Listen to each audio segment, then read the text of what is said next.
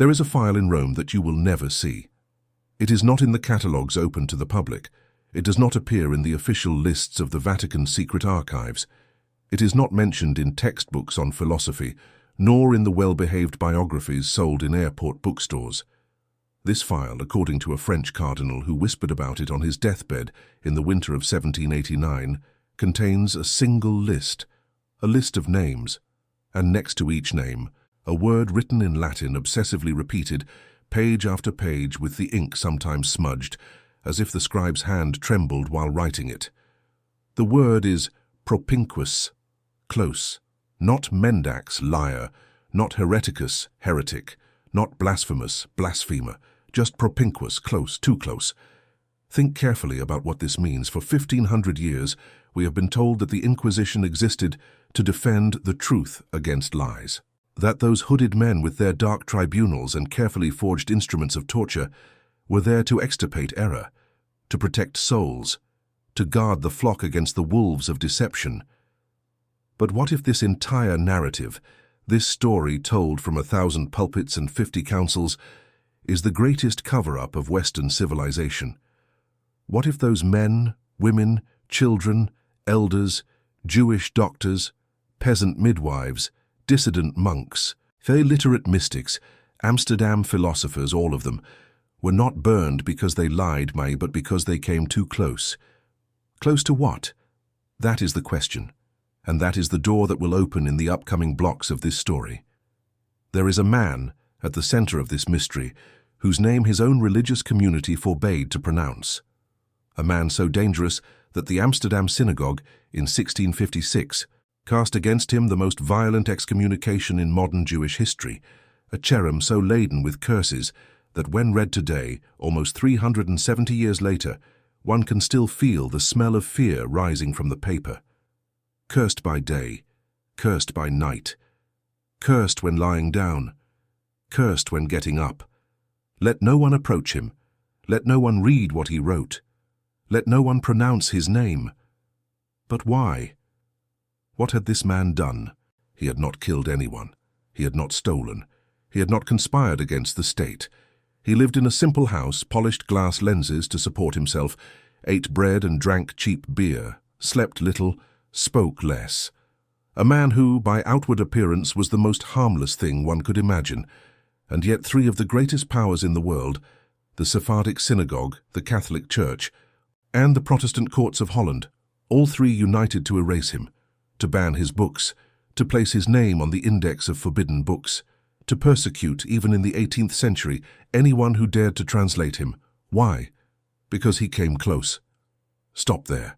Do not rush past that phrase. Read it again. He came close. He walked alone on a freezing winter night in Amsterdam towards a door that for 1500 years Western humanity had been instructed never to open. And he opened it, not with violence, not with shouts, not with fire, but with geometry, with logic, with the cold patience of a man who polished lenses for 12 hours a day, meticulously adjusting the focus of a glass until the distant image finally became clear. And when the image became clear, he wrote it down. And when he wrote it down, they understood. They understood that this young Jew, expelled by his own family, living on favors and sour milk, had built, at just over 20, a philosophical system so precise, so cutting, so dangerous, that if that system escaped, if those pages circulated, if that way of thinking contaminated the common readers of taverns, markets, and artisans' workshops, then the whole world would change. Kings would fall, altars would empty. The millennia-old guilt that had been injected into the European soul, drop by drop, generation after generation, would begin to dissolve. And that is exactly why everything, absolutely everything, was done to ensure that his name would be forgotten. But he was not forgotten, not entirely. Some pages escaped, some disciples copied in secret, some letters were sewn into the lining of travel covers and crossed borders hidden among dirty clothes. And today, at this very moment while you watch this video, fragments of that silenced voice reach you, crossing 370 years of censorship, of bonfires, of excommunications, of official lies. I need to warn you of one thing before we continue. What comes next is not a philosophy lesson. It is not a decorative biography. It is not content to distract during lunch. What comes next is a patient reconstruction, page by page, episode by episode, of what really happened on that cold night in July 1656, when a young man named Baruch left the synagogue for the last time, crossed a rain-soaked square, and made the most dangerous choice a human being can make. The choice to think to the end without any safety net, without any dogma to lean on, without any fear to limit him. If you feel, at any moment in the upcoming blocks, a shiver running down your spine, if you feel your heart tighten, if you feel a strange familiarity as if something inside you has always suspected this, do not be afraid. That shiver has a name. The ancient mystics called it recognition. It is the soul recognizing, after centuries of silence, a truth it has always known but learned to forget. Stay until the end. Because throughout this story, I will show you the names of those who came close before him and were burned. I will show you the hidden letters, the buried manuscripts, the secret meetings in back rooms of Amsterdam. I will show you why the Jesuits, in the 18th century, were still training their best students to refute a man who had been dead for 80 years. I will show you why. When Einstein was asked if he believed in God, he simply replied, "I believe in the God of Spinoza." And I will show you in the end what the door was, what the truth was that was too close, what the thought was that cost so many lives and so many centuries of silence. But to get there, you will need to walk with me, slowly, in silence, like that young lens polisher walked one winter night, crossing a fog-covered Amsterdam towards a door that no one before him had had the courage to open all the way. The story begins now. The snow had stopped falling over Amsterdam on July 27, 1656, but the cold remained, soaking the cobblestones of Vlooienburg as if the city itself were sweating moisture. It was a Saturday.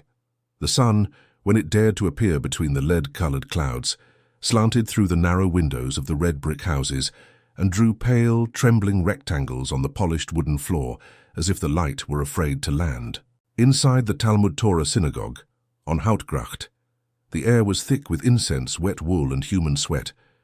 More than 200 people were silently packed together, men with carefully trimmed beards, wearing black coats and tall hats. Women separated by a carved wooden partition, dark silk shawls covering their heads, old men with cloudy eyes, children who did not understand why that morning. No one was smiling. No one was smiling because everyone knew what was coming next. Rabbi Saul Levi Mortera, with his 60 years of rabbinic scholarship, slowly ascended the steps of the bema. He held in his hands a rolled-up parchment, tied with a black cord. His fingers, calloused from handling the Talmud for half a century, trembled slightly. It was not hesitation. It was fury. A cold, contained fury that he had nurtured for months, perhaps years, upon realizing that this young man, this boy he had himself taught, the one whose mind he had helped shape, had become the greatest danger the Jewish community of Amsterdam had faced since its founding. Mortera extended the parchment, cleared his throat, and began to read. His voice crossed the synagogue like a blade entering water. In Hebrew, in Old Portuguese, in Ladino, the three languages of the Sephardic diaspora, the three languages of exile. By the decree of the angels and by the sentence of the saints, we excommunicate, expel, execrate, and curse Baruch Spinoza. There was a collective shiver. Some women covered their faces with their hands. An old rabbi closed his eyes and murmured something in Yiddish, perhaps a prayer, perhaps a curse of his own. The children, finally understanding that something terrible was happening, huddled against their mother's shoulders. Cursed be he by day and cursed be he by night. Cursed be he when lying down and cursed be he when getting up. Cursed be he when going out and cursed be he when coming in. May the Lord never forgive him. May the wrath and fury of the Lord burn against this man. Each word was a stone thrown. And as Mortera read, his voice gained a supernatural strength, as if he himself were possessed by the weight of the centuries, as if the decree did not come from him, but from somewhere older, deeper, more terrible. May the Lord destroy him from under the heavens. May he separate him for evil from all the tribes of Israel. Let no one speak to him, neither in writing nor orally. Let no one render him any service. Let no one dwell under the same roof as him. Let no one approach him within 4 cubits. Let no one read anything composed or written by him. And while Mortera read outside the synagogue, crossing Vloyenburg towards the Houtgracht Canal, a man was walking. He was 23 years old, black, wavy hair falling over his shoulders, dark, deep eyes, with that rare mix of melancholy and irony that marks men who think more than they can say. He was dressed with almost deliberate simplicity, a white linen shirt, a plain black coat, shoes with modest buckles. There was nothing about him at first glance that suggested that this man, at that moment, was being solemnly cursed by more than 200 people a few hundred meters away. Baruch Spinoza had decided not to attend. He knew what was being done. The synagogue's messengers had tried for weeks to convince him to retract. They had offered money, 1,000 florins a year, a considerable sum, enough to support him comfortably for the rest of his life, just for him to continue appearing at religious services, maintain a facade of obedience, keep silent in public. He had refused. The rabbis had then tried theological persuasion. Long conversations, late-night debates, tears, veiled threats. He had refused. Finally, in a dark alley near the synagogue, a man had approached him with a knife. He had felt the blade slide against his coat, tearing the fabric, lightly scraping the skin of his chest. It was not a deep wound, but he kept that torn coat for the rest of his life, hanging it on a wall in his room as a silent reminder of how much the truth can cost. On that morning of July 27th, while Mortera read the Cherem, Baruch was walking towards the workshop of a Dutch friend, Franciscus van den Enden, a former Jesuit who had become a free thinker, doctor, Latin teacher, political conspirator, and who had opened his home to the expelled young Jew. It was in this house on the Singel near the flower market that Baruch would spend the next few months trying to understand what had just happened to his life. He did not cry. He did not despair. He did not curse those who had cursed him. Instead, upon arriving at Van den Enden's workshop, he sat at the table, took a blank sheet of paper, dipped the quill in the inkwell, and began to write a sentence that centuries later would still be studied as one of the founding moments of modern consciousness. The sentence, according to witnesses, went something like this: "They compel me to do something I would not have done on my own initiative, to separate myself from them definitively, and to walk the path I choose with even greater firmness." Stop there. Reread that sentence. Because it is in that moment, in that modest room in Amsterdam, that something is born in the world. Something that still today, almost 400 years later, continues to astonish us. It is the moment when a human being, alone, without protection, without family, without community, without fortune, without weapons, decides that he will not back down, that he prefers the loss of everything to the loss of himself. And here, reader, I want you to ask yourself a question, a painful question. What would you have done? In that situation, 23 years old, Sephardic Jew, son of a respected merchant, living in a city that was his only possible home, threatened with death, threatened with exile, threatened with hunger. Would you have signed the retraction? Would you have returned to the synagogue, knelt, kissed the holy book, promised never to write another word against the dogmas? Or would you have, like him, chosen the firmer path? Do not answer now. Hold on to the question, because it will come back several times throughout this story. What few know, and what practically no school philosophy textbook mentions, is that on that very day, July 27th, 1656, more than 40 other men were being judged in different corners of Europe for similar religious crimes. In Madrid, a converso of Portuguese origin was being tortured in the dungeons of the Inquisition. In Rome, a Sicilian astronomer was about to be condemned for claiming that the heavens were infinite. In Geneva, a Calvinist pastor was being expelled for daring to suggest in a Sunday sermon that hell might not be eternal. In Krakow, an elderly woman was being tied to a stake while hooded men lit hay at her feet. And her name, according to the court record, was Anna Cherniak, 72 years old, accused of heresy, accused, and read this carefully, of asserting in private conversations that God was in all things, including a stone, including a tree, including herself. Anna Cherniak had not read Spinoza. Spinoza had not yet written anything that had been published. They never met. They were separated by more than 1,000 kilometers and by seemingly insurmountable cultural barriers. She was a peasant, illiterate, Polish, Catholic. He was a learned philosopher, Jewish, Dutch. And yet, on the same day, at the same hour, both were being punished, she with fire, he with words, for a version of the same intuition. Note this intuition, because it is the heart of this entire story. God is not separate from the world. God is the world, or is in all things, and therefore cannot be the property of a single church, a single synagogue, a single temple, a single holy book.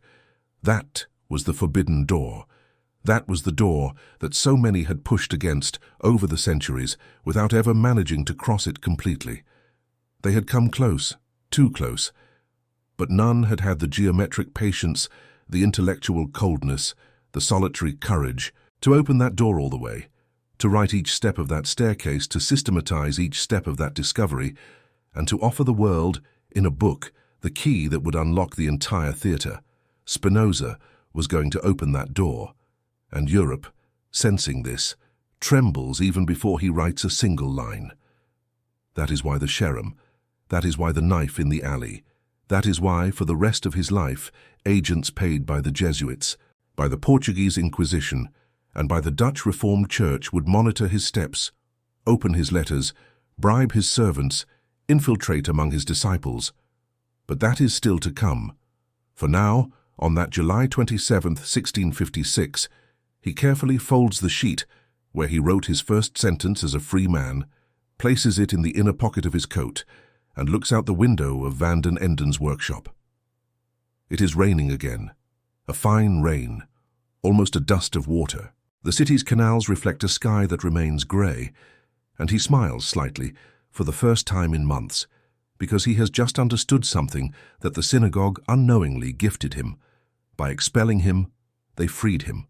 By cursing him, they anointed him. By cutting him off from the known world, they pushed him unwittingly towards the true world. And the true world, he now knows, is waiting for him. To understand why that young man was able to do what he did, we must go back almost a century before the cherem.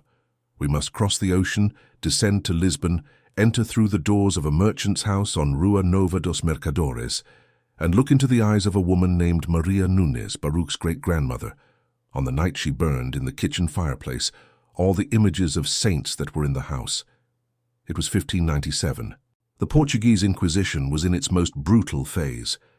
The conversos, Jews who had been forced in 1497 to convert to Catholicism under threat of expulsion or death, had been living a nightmare for almost a century. On the outside, they pretended to be good Catholics. They went to Mass, they baptized their children. They knelt before the images, they kissed the relics. But inside, in the intimacy of their homes, many continued to practice Judaism in secret. They lit candles on Friday nights, hiding them inside cabinets. They recited the Shema quietly before sleeping. They avoided pork with 1,000 little excuses invented. The inquisitors knew this, and they began to train a network of informers specialized in detecting the slightest domestic anomalies. A broom placed in a specific way in the corner. A white tablecloth changed before Saturday. Our child refusing bacon. Anything, any hint, any whisper could mean the arrest of an entire family, the confiscation of their goods, torture in the dungeons of Estrada da Boa Vista, and finally, at the Auto da Fe in Rocio, fire. Maria Nunes had seen her own father taken away 3 years earlier in the early morning. She had seen the man dragged through the streets with a rope around his neck. She had heard, 2 months later, the town crier announce the sentence, burning alive the following Sunday in the central square. She had attended. She had seen with her own eyes her father tied to the stake. She had seen the hay lit at his feet. She had heard the screams, and then the silence, and then the smell. On that night in 1597, she made a decision. She gathered her husband, her small children, and 2 trusted servants. She told them they were leaving, that they were going to cross the sea to Holland, where it was said Jews could live in peace, that they were going to abandon Portugal, the Portuguese language, the graves of their ancestors, the cobblestone streets where they had grown up. And before leaving, she burned all the images of saints in the house, not out of hatred, but out of a dark need to mark, in the symbolic act, the boundary between one life and another.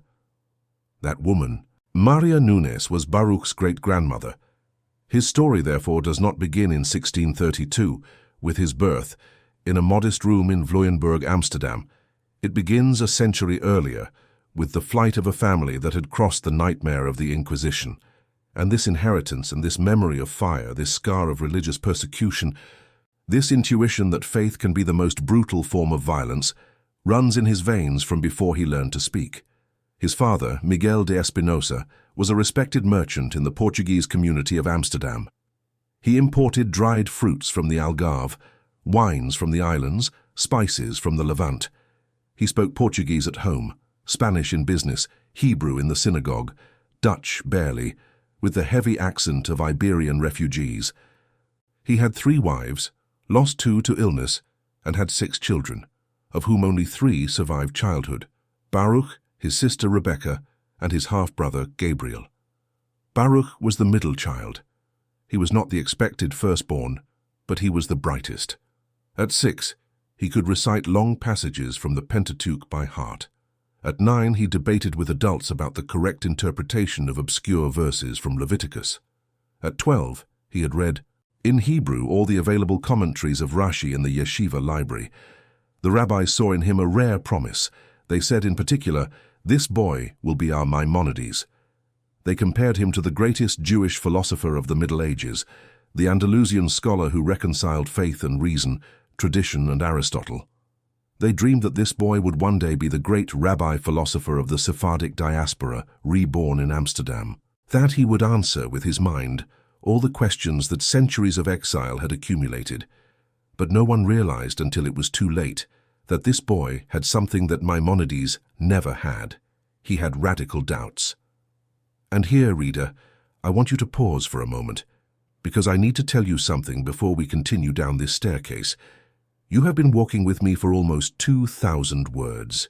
You are somewhere in your home, perhaps lying in bed, perhaps sitting on the couch, perhaps on the bus on your way to work, perhaps late at night with the lights off and the screen illuminating your face.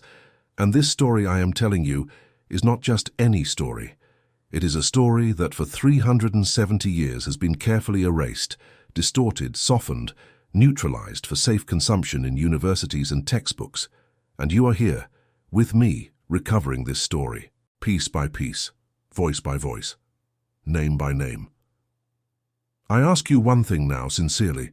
If this story is touching you, if you feel that something in it is important, write in the comments below. It doesn't have to be a long comment. It can be a single sentence. It can be just the name of the city where you are watching. It can be a question that this narrative has awakened in you. Because every comment you leave here is a small flame lit against 370 years of silence. It is a name striking the book of the forgotten. It is a sign that those who were burned, expelled, cursed, still have someone listening to them on the other side of time.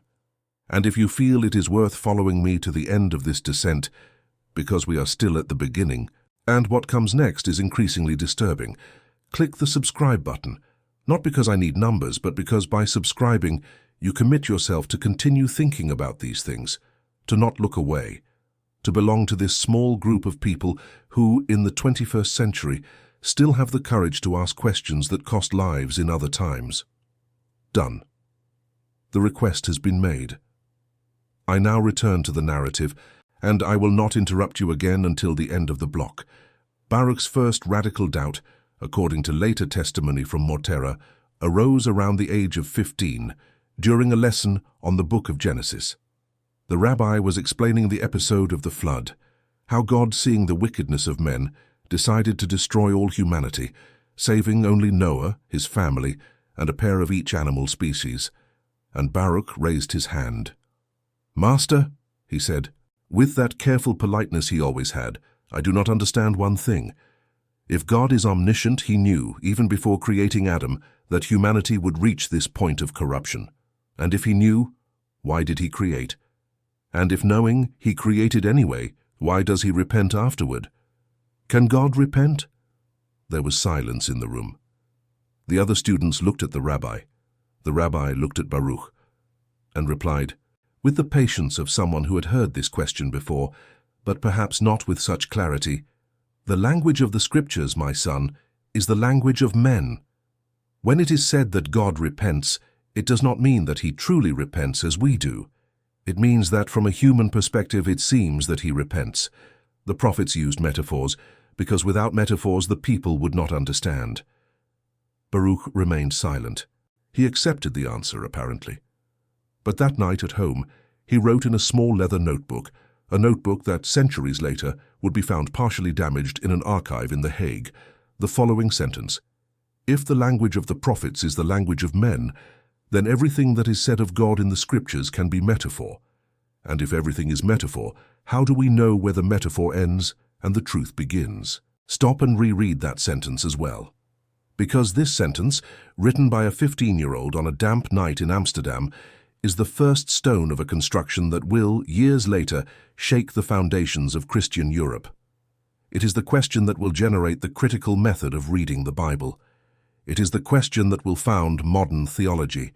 It is the question that is still studied today in 1,000 universities around the world, as the exact point at which something new begins to exist in Western thought.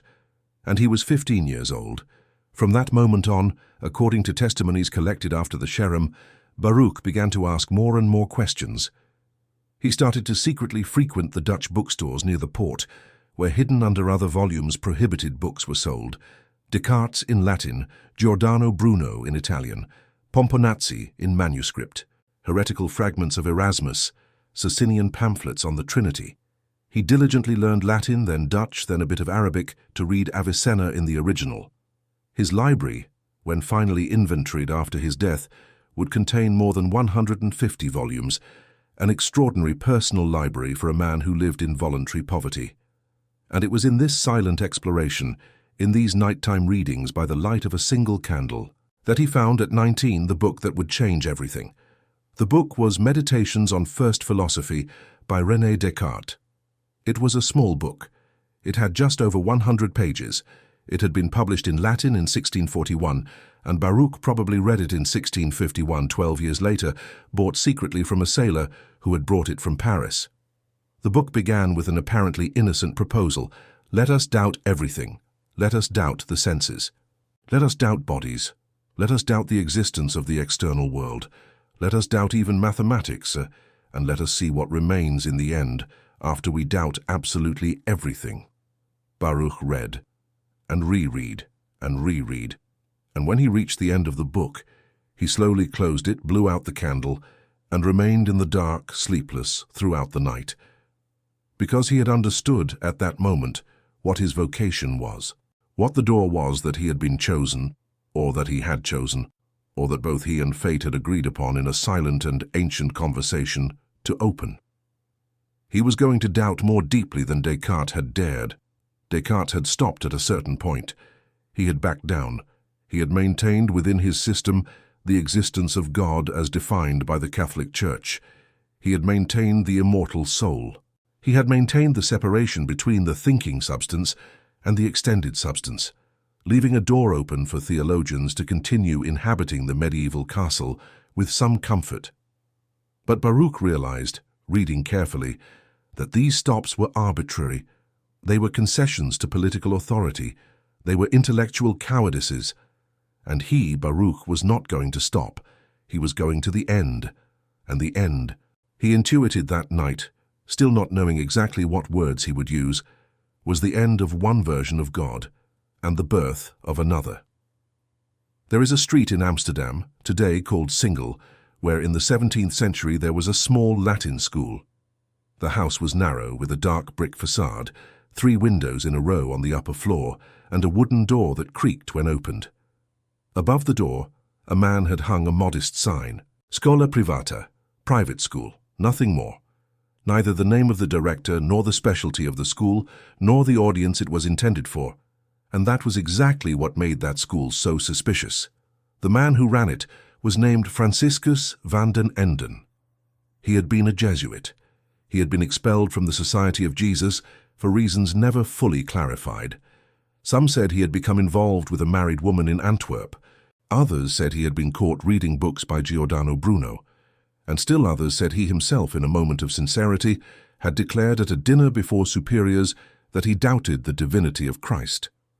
The exact truth was lost. But the fact is that, in the early 1650s, Van den Enden had settled in Amsterdam, opened a bookstore, and then, when business was not sufficient, transformed the second floor of the house into a school where he taught Latin, Greek, rhetoric, and officially, the foundations of classical thought. Officially.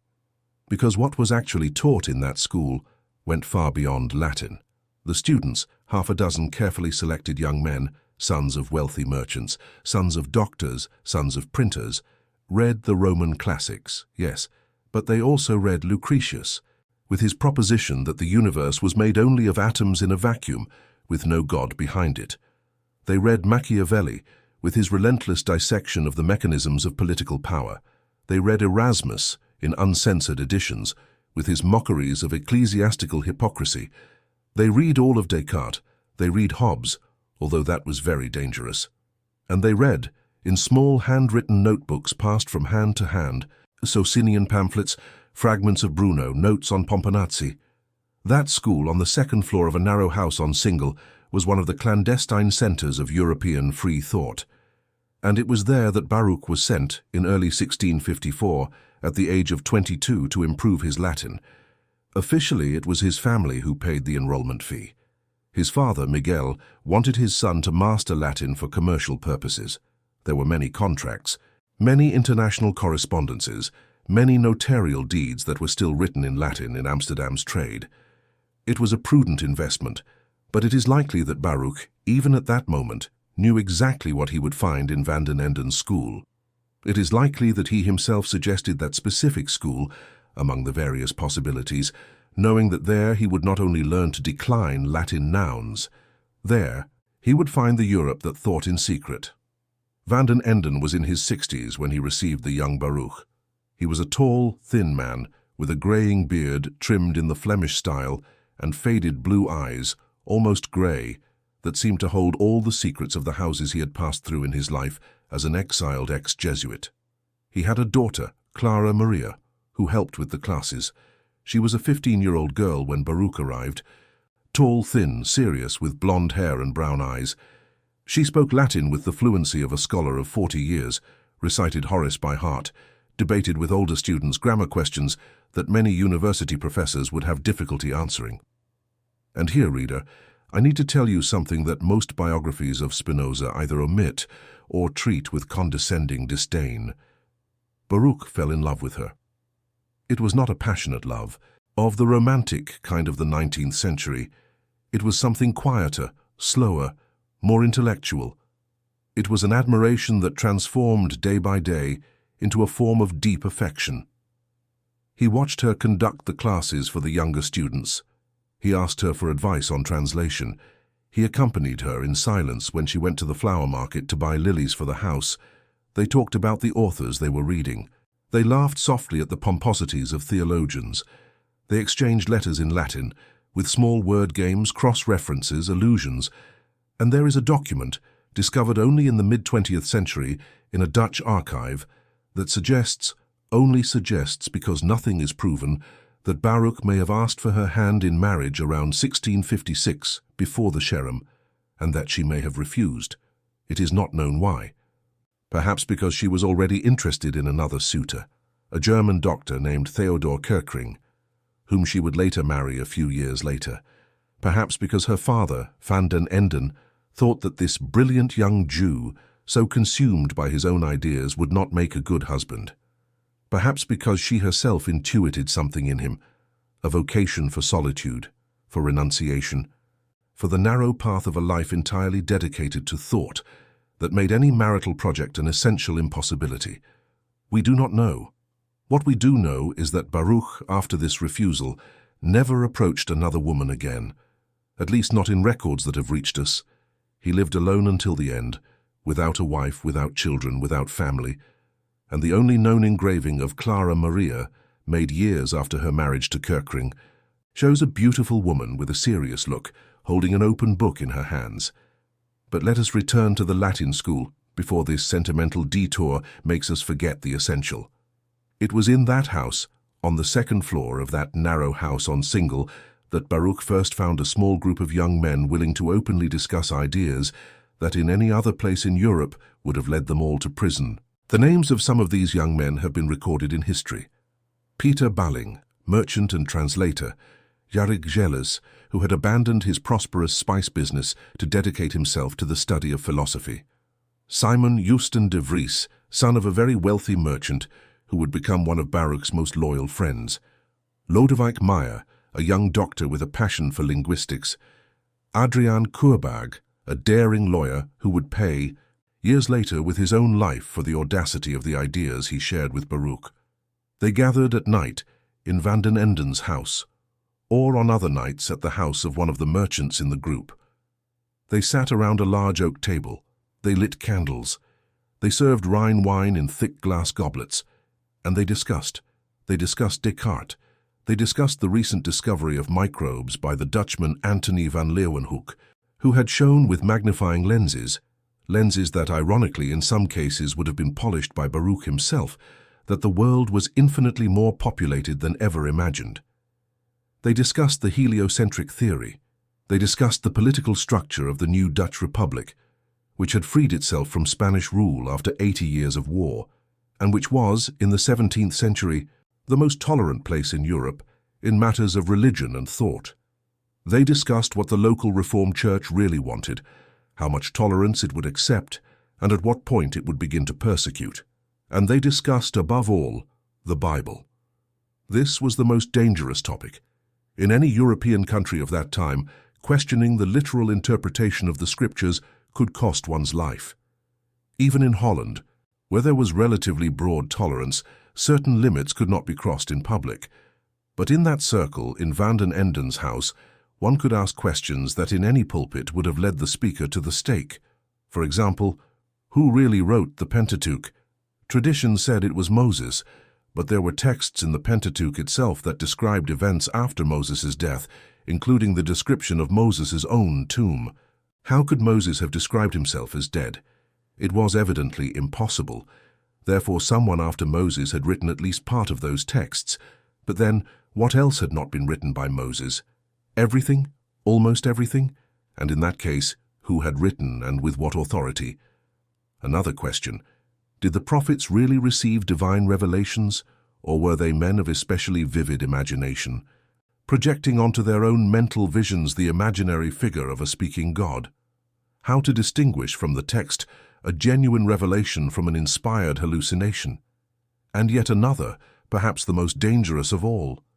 Did the miracles really happen, or are miracles always exaggerated later descriptions of natural events, told by credulous witnesses or by scribes with specific theological agendas? These questions today seem common. They are the daily bread of any minimally modern theology school. But in 1654, anywhere outside that house on Single, asking these questions out loud was to sign one's own condemnation. And Baruch asked these questions. He asked them with a cold, geometric clarity, stripped of any emotion, that impressed everyone present. He was not a furious, anti-religious person, the kind that attacks the church out of anger or personal trauma. He was something much more dangerous, an analyst, a man who treated the Scriptures like any other historical text, applying to them the same critical tools that would apply to Livy, to Herodotus, to any notarial document. And by doing so, with the cold patience of a lens polisher, he gradually revealed contradictions, anachronisms, editorial seams, later alterations, late interpolations.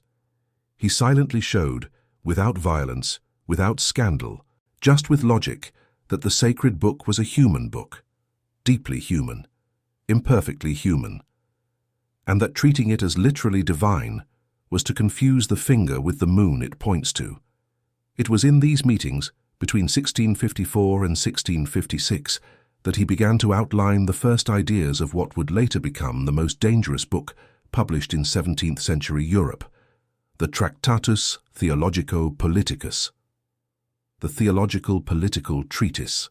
The book that, when finally published in 1670 anonymously, would cause an earthquake throughout Europe and would be burned in public squares in at least 7 different countries. But that is still to come. For now, in the modest room on Single, by candlelight, with Rhine wine slowly going down his throat, and with Clara Maria listening in silence from the other side of the table, Baruch asks his questions, and the others respond. And together, without fully knowing what they are doing, they are building piece by piece the skeleton of a new way of thinking, a way of thinking that will reach the wrong ears, and will awaken the fury of those who, for 1500 years, had built their power precisely on the opposite assumption. In the spring of 1655, something changed in the air of the Jewish community in Amsterdam. It was nothing dramatic. It was not a formal denunciation, nor an extraordinary meeting of the rabbinical council.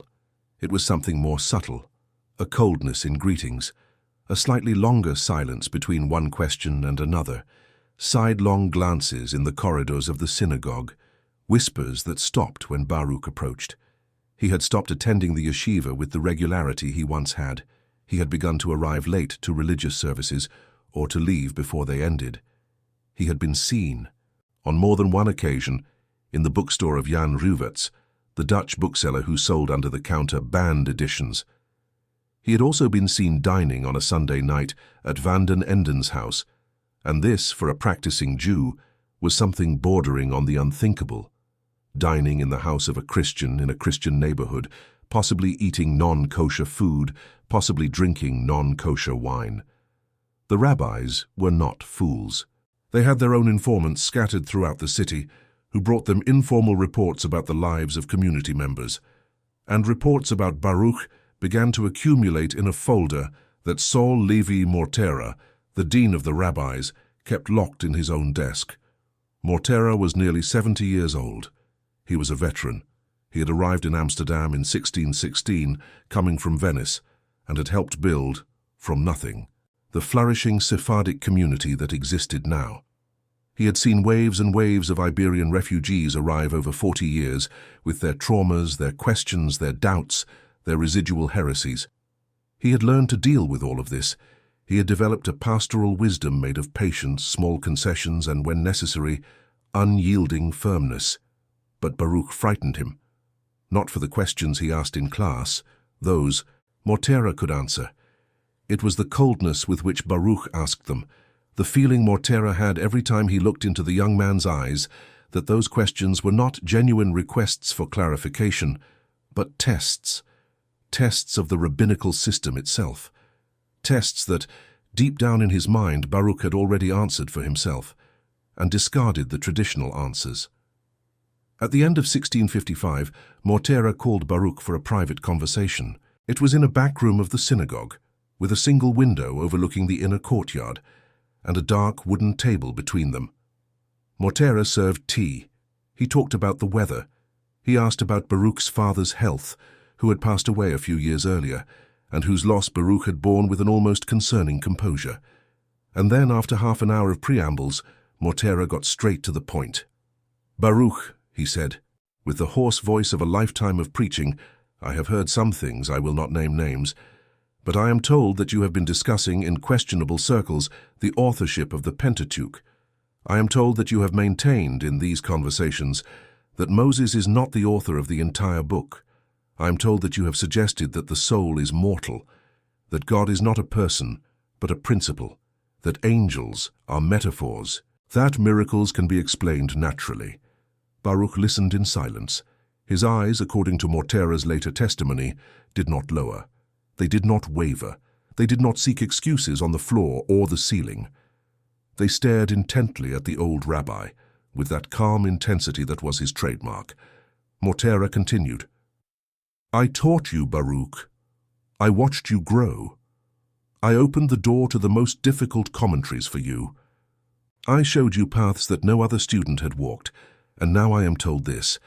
I ask you then, eye to eye, and I plead with you, in the name of your father's memory, to tell me the truth. Do you maintain these things?" There was a long silence, and Baruch replied, "Master, I maintain what reason shows me. If reason shows me something else tomorrow, I will maintain that other thing. But until it shows me, yes, I maintain." Mortera turned pale, not because of the boldness of the answer. After all, he expected something of the sort, but because in the way Baruch had spoken, there was no aggression, no challenge, no desire for controversy. There was only a statement so calm, so firm, so detached from any appeal to rabbinical authority that it was impossible to debate with it. It was like trying to argue with gravity, or with the speed of light. Mortera tried nonetheless. He cited Maimonides, he cited Yehuda Halevi, he cited the Talmud itself. He reminded Baruch of the dangers of intellectual pride, of isolation, of the Faustian temptation to want to know more than tradition allows. He spoke for almost an hour. At certain moments he raised his voice, at others he lowered it to almost a whisper, with the affectionate tone of a father speaking to a wayward son. Baruch listened to everything, with respect, with attention. And when Mortera finished, exhausted, Baruch thanked him for the tea, thanked him for the conversation, kissed the old rabbi's hand as tradition required, and left the room in silence. Mortera was left alone, looking out the window at the inner courtyard, where some dead leaves were accumulating in a corner. And for the first time in his life, he felt fear. Not fear of that young man, specifically, but fear of what that young man represented. Because Mortera, with all his accumulated pastoral wisdom, realized at that moment that he was facing something new, something that the rabbinical tradition had never needed to confront before, a way of thinking that did not deny religion out of anger or despair or resentment, forms that Mortera would know how to deal with, but that dismissed it as irrelevant. That treated religion as an ancient language, beautiful, historically important, but no longer telling the truth about the real. And this, Mortera realized, was the most dangerous heresy that existed, because a furious heresy can be converted with patience.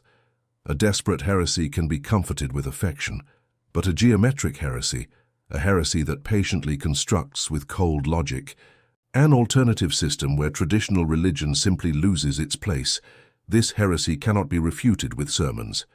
It can only be silenced. That night, Mortera wrote a letter addressed to the Council of Parnassim, the lay leaders of the community. In the letter he said in substance, "Gentlemen, we have a problem, and the problem is serious, and we will need sooner or later to make a painful decision." The Parnassim read the letter. They called an extraordinary meeting. They discussed for almost the entire night. And at dawn they decided unanimously they would try one last time to convince Baruch to publicly retract. If he retracted, everything would return to normal. He would continue to be a member of the community, with some temporary restrictions. They would even offer him an annual pension of 1,000 florins, a substantial amount, just so he would continue to appear at services and maintain a facade of obedience. If he refused, however, the community would cast against him the greater cherem, the most terrible, the same that had been cast in the previous century, against false messiahs and against authentic heretics, total excommunication, the irrevocable curse, civil death. It was in this context that the episode of the knife occurred. It was a winter night, probably in January 1656. Baruch was leaving a friend's house on Jodenbraestraat after a long philosophical conversation. The night was dark, without a moon. The streets at that time had no street lighting, only at sparse points a lantern hanging on the facade of an important house with a flickering candle inside. Baruch walked with his coat buttoned, his hat pulled down over his head, his mind probably on some logical problem he was ruminating. He did not notice the shadow that emerged from a doorway. He did not notice the man approaching quickly from behind. He only felt, suddenly, a dry impact on his chest and heard the tearing sound of fabric ripping. For a moment, he thought he had been killed. He stood still in the middle of the street, looking down, expecting to see blood. But the blood did not come. The knife, probably deflected by a buckle of his coat, or by a thick book he usually carried in his inner pocket, had only grazed his skin superficially. The attacker, realizing he had failed, fled into the alleys behind the synagogue and disappeared into the darkness. Baruch took off his coat. He examined the tear. He lightly touched his chest, felt the blood trickle a little, realized it was not a mortal wound, and returned home in silence. He did not run. He did not scream for help. He simply walked as if nothing extraordinary had happened. At home, he washed the wound. He stitched the tear in his coat, poorly, they say, because he was never a good tailor. And he hung the coat on a wall in his room, and there it remained for the next 21 years of Baruch's life. Hanging on the wall of every room he rented, in every city he lived in every exile he traversed. As a reminder of how much the truth can cost, a reminder that those who had come too close before him had paid with more than a torn coat. They had paid with their entire lives, and a reminder above all that he had no right to retreat. Because now it was not just ideas, now it was blood, and blood demands continuity. The morning of July 27, 1656, with which we began this story, was approaching again. About 6 months had passed since the assassination attempt in the alley. Baruch had refused the offer of 1,000 florins a year. He had refused the theological appeals. He had refused the sentimental appeals. He had finally refused the friendly mediation of a third rabbi, younger and more conciliatory, who had tried to save him in a last meeting. The Parnasim had no alternative left. The process of cherem was formally opened. Legal texts were gathered. Witnesses were summoned. The testimonies of former yeshiva colleagues were heard, who confirmed with sadness or indignation that yes, they had heard Baruch say these and other things in private conversations. An extraordinary document was even collected, a draft written by Baruch himself in Spanish, titled Apología para justificarse de su abdicación de la sinagoga, apology to justify his abandonment of the synagogue. This document, unfortunately, did not reach us. It was confiscated by the community and probably destroyed in the weeks following the cherem, but witnesses who read it before its destruction reported its content, in fragments, in letters exchanged years later. And as far as is known, it was an extraordinarily mature, lucid, serene text. Baruch did not attack anyone. He did not accuse anyone.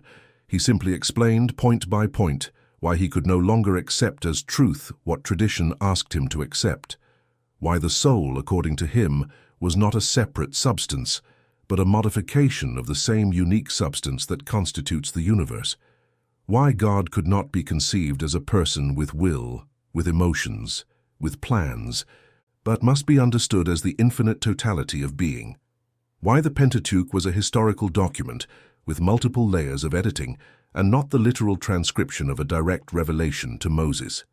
Each of these statements, in isolation, was already enough to justify excommunication. The three together, systematized in a single text, were a manifesto.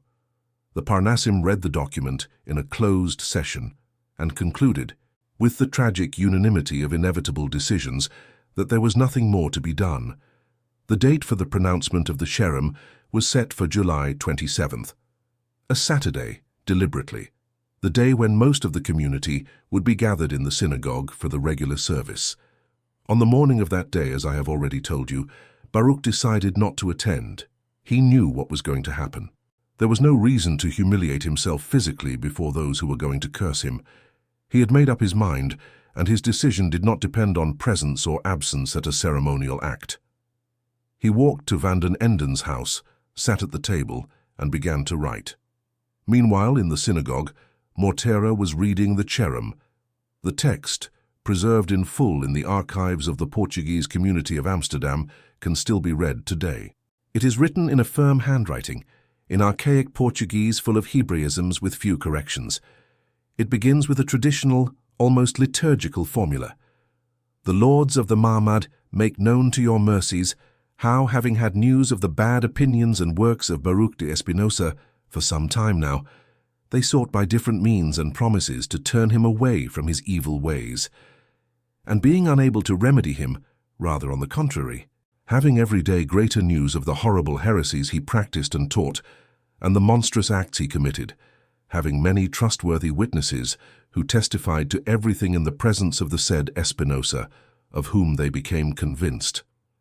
And then follows the part of the curses, that part that made so many contemporaries shudder, and that still today makes any sensitive reader slowly lower the scroll in a silence that is not exactly fear, but something closer to historical sadness. Cursed be he by day, and cursed be he by night. Cursed be he when lying down, and cursed be he when rising up.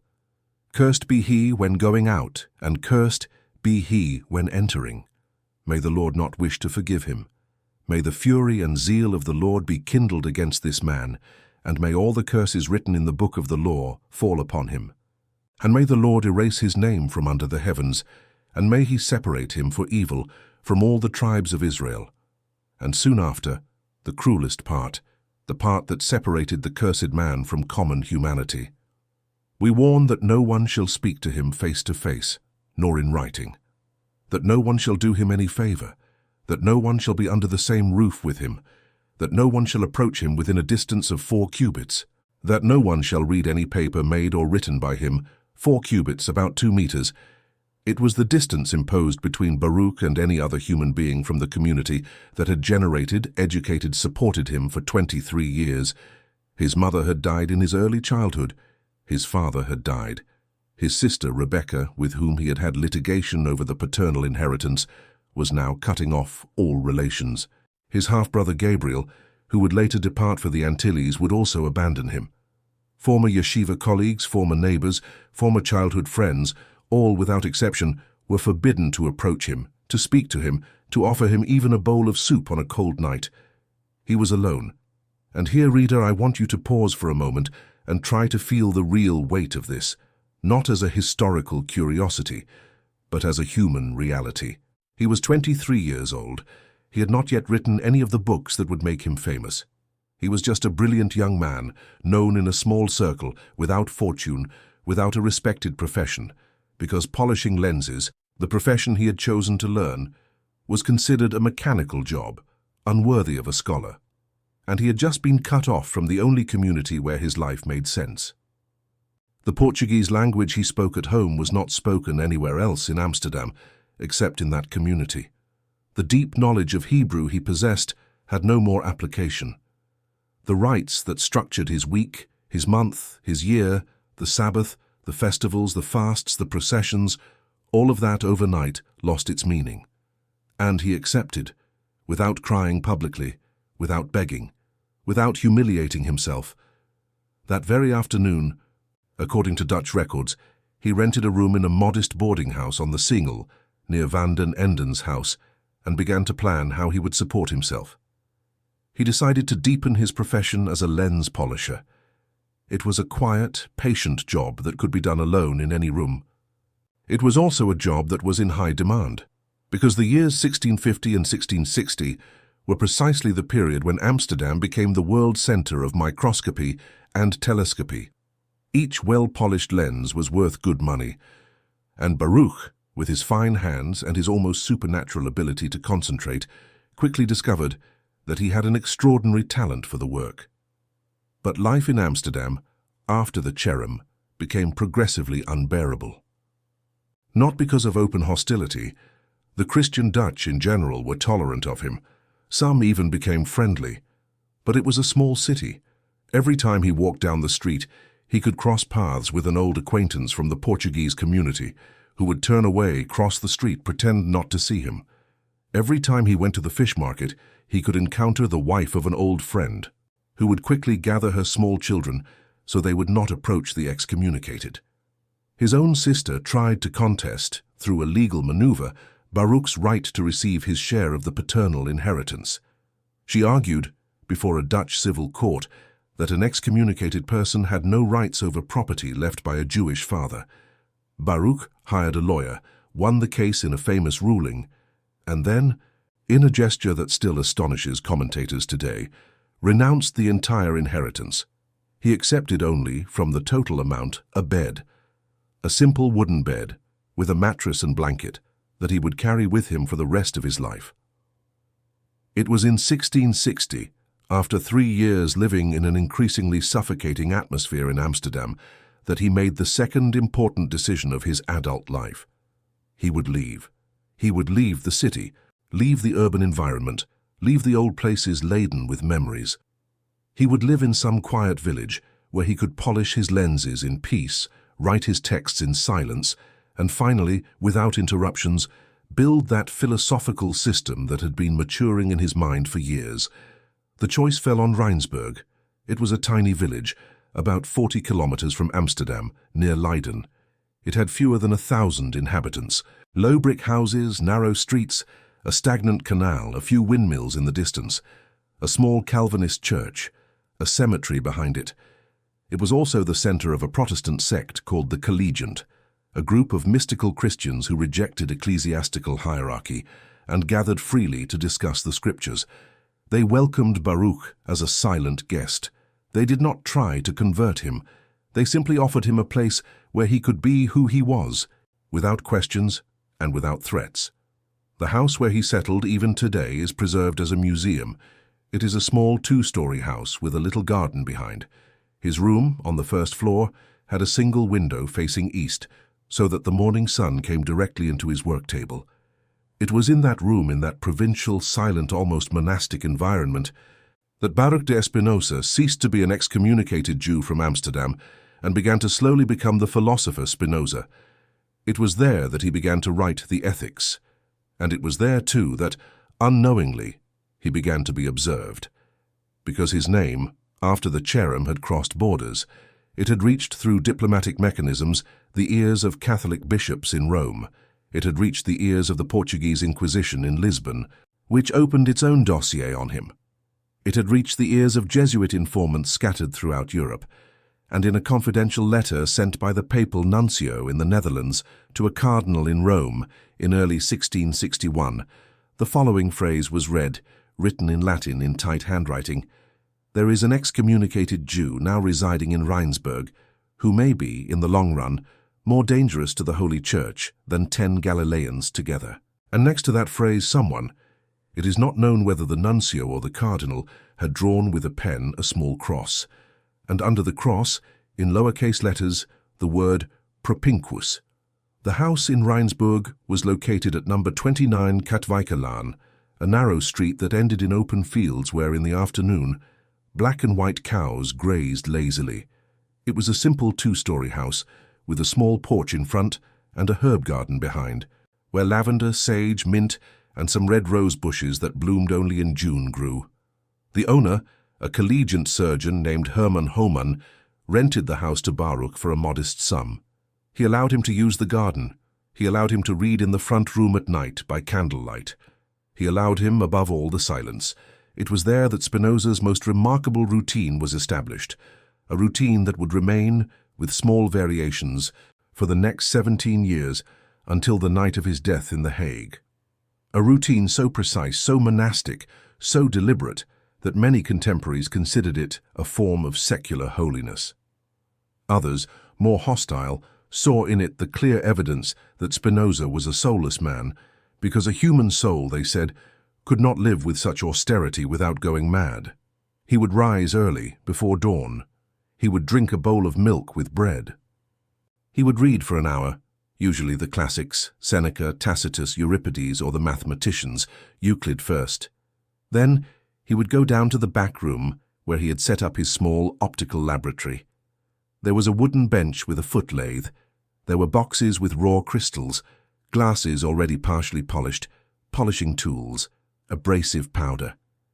There were microscopes and telescopes in various stages of assembly, some of them ordered by clients in Leiden, The Hague, and even London. He would sit at the bench. He would take a piece of crystal. He would begin the work. Polishing lenses is not the work that most people imagine. It is not like sculpting a statue. It is an infinitely patient operation, in which the craftsman holds the crystal against a copper disc soaked in very fine abrasive powder and rubs it in circular motions for hours on end. An excessive pressure movement, a slip, an unexpected vibration of the hand, and the crystal will be ruined. It will be necessary to start all over again. Spinoza polished lenses for 6, sometimes 8 hours a day, in silence, without music, without conversations. just the monotonous sound of crystal against copper and the occasional bark of a dog outside, or the call of a milk seller passing by in the street. And while he polished, he thought. The contemporaries who knew him in this phase, and there were few because he received visitors very sparingly, reported a curious detail. When Spinoza finished a polishing session, he would sit at the desk next to the lathe and write for 15 or 20 minutes in small leather notebooks. He wrote quickly, without hesitation, in Latin, and what he wrote years later would become part of the most difficult book he would ever publish, the Ethics. In that silent head during the hypnotic hours of polishing, he was building piece by piece, axiom by axiom, definition by definition, demonstration by demonstration, the most ambitious philosophical system that Europe had seen since Aristotle. And the starting point of that system was a definition, a single definition, very short, apparently innocent. But that, when unfolded with geometric rigor, would lead to consequences that would shake the foundations of Christianity, Judaism, Islam, and, fundamentally, any traditional monotheistic religion. The definition was, by substance, I understand that which exists in itself and is conceived by itself, that is, that whose concept does not require the concept of another thing from which it must be formed. Stop, reread, and think about what that means. Substance is that which does not depend on anything else to exist, that which is by itself, that whose existence does not require the existence of any other thing. Now, Spinoza asks, with the cold calm of a geometer, can there be more than one substance like this? And he demonstrates in a few pages of relentless reasoning that no, there cannot be more than one substance, because if there were two, each would have to be limited by the other, and therefore each would depend in some sense on the existence of the other to be defined, which contradicts the very definition of substance. Therefore, only one unique, infinite, eternal, self-sufficient substance can exist, which contains within itself everything that exists. And this unique, infinite, eternal, self-sufficient substance, he announces in Proposition 15 of Book 1, is God. But pay attention. It is not the God of the Bible. It is not a personal God with will, with affections, with plans, with wrath, with mercy. It is not a God who creates the world out of nothing at a specific historical moment. It is not a God who chooses a people, makes covenants, hears prayers, intervenes in history, sends prophets, commands floods, opens the Red Sea, incarnates in a son. It is a God who is the world, or more precisely, it is a God of which the world is a necessary, eternal, infinite expression. There is no creation, in the traditional sense, because there is no moment when God was without the world. There is no transcendence in the traditional sense, because God is not separate from things. Things are modifications, ripples, concrete waves of the only infinite substance. Deus, sive, natura, he wrote in one of the most famous and dangerous paragraphs of the book, God or Nature. Those three Latin words, Deus, sive, natura, were perhaps the pivot around which the entire theological war that Europe waged against Spinoza for the next 200 years revolved. Because, with those three words, he had, in a single movement, abolished the fundamental distinction on which all of Christianity rested, the distinction between creator and creature, between the sacred and the profane, between heaven and earth. Everything, he said, is divine, or if you prefer, nothing is divine in the traditional sense. The two statements are equivalent, because divinity is not a separate place, a beyond, a supernatural. Divinity is the entire structure of reality, considered in its infinite totality. Imagine what that means, reader. It means that the candle lit on your table at this very moment is divine. It means that your breath, now as you read these lines, is divine. It means that your dog, when it lifts its head and looks at you, is divine. It means that star out there, in that corner of the window, is divine. It means that every atom of your body, every thought of your mind, every drop of rain, every leaf fallen on the ground, is a concrete and legitimate manifestation of the only infinite substance, which expresses itself in infinite attributes, of which we know only two, thought and extension. It means, therefore, that traditional religion, with its temples, its rituals, its priests, its sacraments, is redundant, not false. Redundant. You do not need to go to a specific place to find God. You are already within Him. You do not need an intermediary to reconcile with God. There is no separation to be reconciled. You do not need ceremonies to invoke the divine presence. The divine presence is the very air you breathe. And it is for this reason, reader, and it is for this, that all of Europe rose against this book, because it did not attack the Church.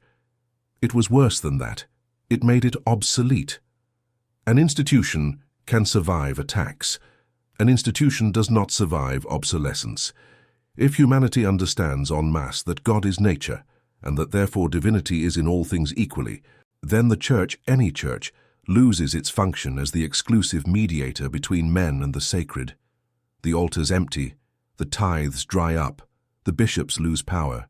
The kings, who ruled by divine right, lose the metaphysical justification of their thrones, and an entire social order, sustained by 1,500 years of political theology, simply dissolves.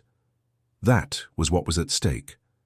That was what Spinoza, polishing lenses in silence in a lost village of the Dutch province, was building paragraph by paragraph in the leather notebook next to the lathe. But he was not finished yet. Years of work were still needed. 4 entire books were still needed after that first book about God. A book about the mind, a book about the affections, a book about human servitude, and a final book, the boldest of all, about freedom and beatitude. Each of these books was a complete geometric demonstration, with axioms, postulates, theorems, corollaries, scholia. Each depended rigorously on the previous one. Each was a perfectly fitted gear in the total machine. Spinoza was building alone in that little house in Rheinsberg a logical cathedral. And what made this cathedral more dangerous than any direct attack on religion was precisely the method. The geometric method. The cold, impersonal, demonstrative presentation. You could not simply disregard Spinoza, say he was a madman, a possessed person, an agitator. You had to enter his game. You had to accept or refute his definitions. You had to accept or refute his demonstrations. And most of the theologians of the time, trained in scholastic rhetoric, simply did not have the mathematical tools to keep up. They became paralyzed. They read without understanding. They tried to refute, but stumbled over their own words. And they ended up resorting in the end to the only argument they had left. This is heresy. This is blasphemy. This is diabolical. This must be prohibited. But these were words of defeat. They were the indirect confession that, from a logical point of view, Spinoza could not be refuted. It was during the year 1661 in Rheinsberg that Spinoza received the first important visit. A young Englishman, about 28 years old, tall, thin, with red hair and very light blue eyes, came.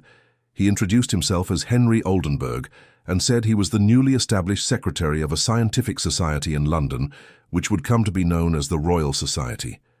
He said he had heard of Spinoza through collegiate friends in Amsterdam. He said he was curious to know his ideas. Spinoza received him courteously. He showed him the workshop. He offered him bread and cheese. And he spoke to him throughout the entire afternoon about the general principles of the system he was building. Oldenburg left Rheinsberg in an almost feverish state. He returned to London and immediately began writing letters to Spinoza. Anxious, eager letters, full of questions, full of objections, full of enthusiastic praise. Letters that Spinoza answered patiently, in his precise handwriting in Latin over the following years.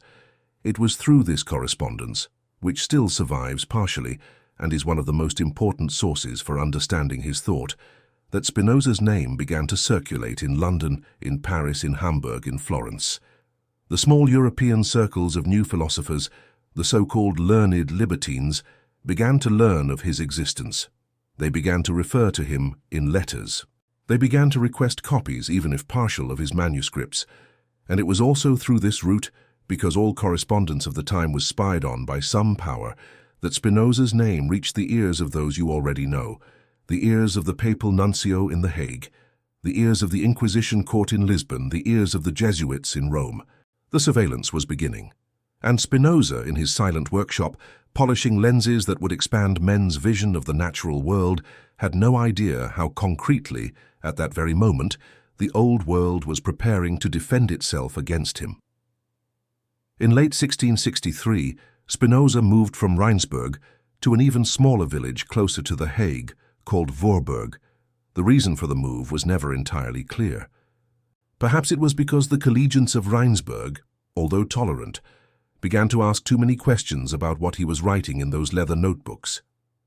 Perhaps it was because in Voorburg he would be closer to his correspondents in The Hague, including the influential politician Johann de Witt, with whom he had occasional philosophical conversations. Perhaps simply because in Voorburg there was a cheaper and quieter rental house. The house in Voorburg was located on Kirklaan, opposite the modest Calvinist church of the village. The owner, a painter named Daniel Tiedemann, rented out the upper floor room. It was a room about 4 meters by 5, with a single window facing the street, a simple wooden bed, a desk, a small chest for clothes, and a bookshelf that occupied an entire wall from floor to ceiling. On that shelf, there were upon his death 159 volumes, carefully catalogued in an inventory that has survived to this day. It was in this house, in this room, that Spinoza lived the most productive period of his life. It was there that he completed the first complete version of the Ethics, in manuscript around 1665. It was there that he wrote, in parallel, the first chapters of the theological political treatise. It was there that he received, over the years, a steady stream of illustrious visitors. It was there that, sitting at the desk, he wrote some of the most dangerous sentences ever written in the Latin language, and it was there, in 1665, that he made a decision that would change everything.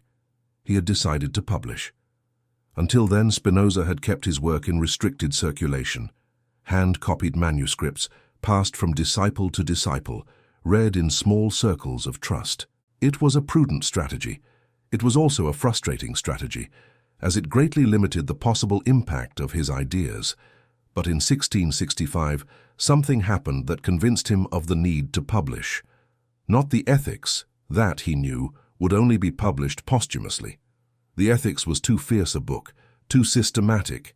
It would attack so many pillars simultaneously that its publication during his lifetime would lead not only to immediate prohibition, but likely to the imprisonment and perhaps the death of the author. But there was another work he was writing in parallel, a more focused, more controversial, more immediate work, the theological political treatise, a book whose purpose was to demolish the literal interpretation of the Bible, to demonstrate that the prophets were men endowed with vivid imagination and not supernatural revelation, to defend the radical separation between religion and politics, and to argue that the Dutch Republic needed to guarantee, in law, absolute freedom of thought and speech as a condition for its own survival. In other words, it was a book with a concrete and urgent political purpose. And Spinoza believed it needed to be published as soon as possible because the Dutch Republic was in danger. In 1665, Charles II's England had declared war on the Netherlands, the so-called Second Anglo-Dutch War. The internal tensions of the country had dramatically increased. The more radical Calvinist factions linked to the House of Orange began to push for a more authoritarian regime with strong religious control. The liberal Republicans, led by Johann de Witt, advocated for the continuation of the tolerant and decentralized regime. Spinoza, who was close to de Witt's circles, although never formally affiliated with them, realized that the political balance was dangerously tipping. If the radical Calvinists won, the entire Dutch experiment of tolerance would be at risk, and with it, the possibility of free thought in Europe. The theological political treatise would be his public intervention in this struggle. He worked on it intensively between 1665 and 1669. He rewrote entire chapters several times. He consulted with Lodewijk Meyer, Peter Baling, and Jarig Jellis. He circulated handwritten versions among trusted friends. He asked for opinions. He reformulated. He refined. And in January 1670, the book was published, not with Spinoza's name on the cover. The name on the cover was false. The publisher's name was also false. The city of publication on the cover was also false. It said Hamburg, But the book had been secretly printed in Amsterdam in the workshop of Jan Rioverts, the old bookseller friend who had supplied Spinoza with forbidden books for years. Everything about the book externally was a disguise, but the content was unmistakably his. The reaction was immediate, and it was devastating. Within weeks, copies began to circulate in Amsterdam, The Hague, Leiden, Utrecht. Within months, the book reached Paris, London, Hamburg, Frankfurt, and everywhere it arrived, the same reaction: shock, scandal, fury. The Dutch Calvinist theologians, upon reading it, were literally beside themselves. Pastor Johannes Melchior, in Utrecht, wrote a refutation of almost 300 pages, in which he classified the book as the most poisonous product ever to come from a human pen. Pastor Regnerus van Mansvelt in Amsterdam declared in a public sermon that the book had been written by the devil himself, dictating word for word to a human scribe. Pastor Jacob Batalier in Rotterdam demanded, in a written petition to the government, that all copies of the book be burned in public and that the responsible printers be imprisoned. In Rome, the Congregation for the Doctrine of the Faith placed the book on the Index of Forbidden Books in 1679. But as early as 1670, an internal letter from Cardinal Francesco Barberini to the Papal Secretary of State circulated, which read the following phrase in Latin: "A book has emerged in Holland so pestilential that if it is not immediately refuted and suppressed, it threatens to contaminate the Catholic faith in proportions never before seen since Luther." In Paris, theologian Pierre Daniel Huet, later appointed Bishop of Avranches, obsessively dedicated himself for almost 15 years to trying to refute the treatise, writing an entire book against it that paradoxically contributed to popularizing Spinozist ideas among French readers.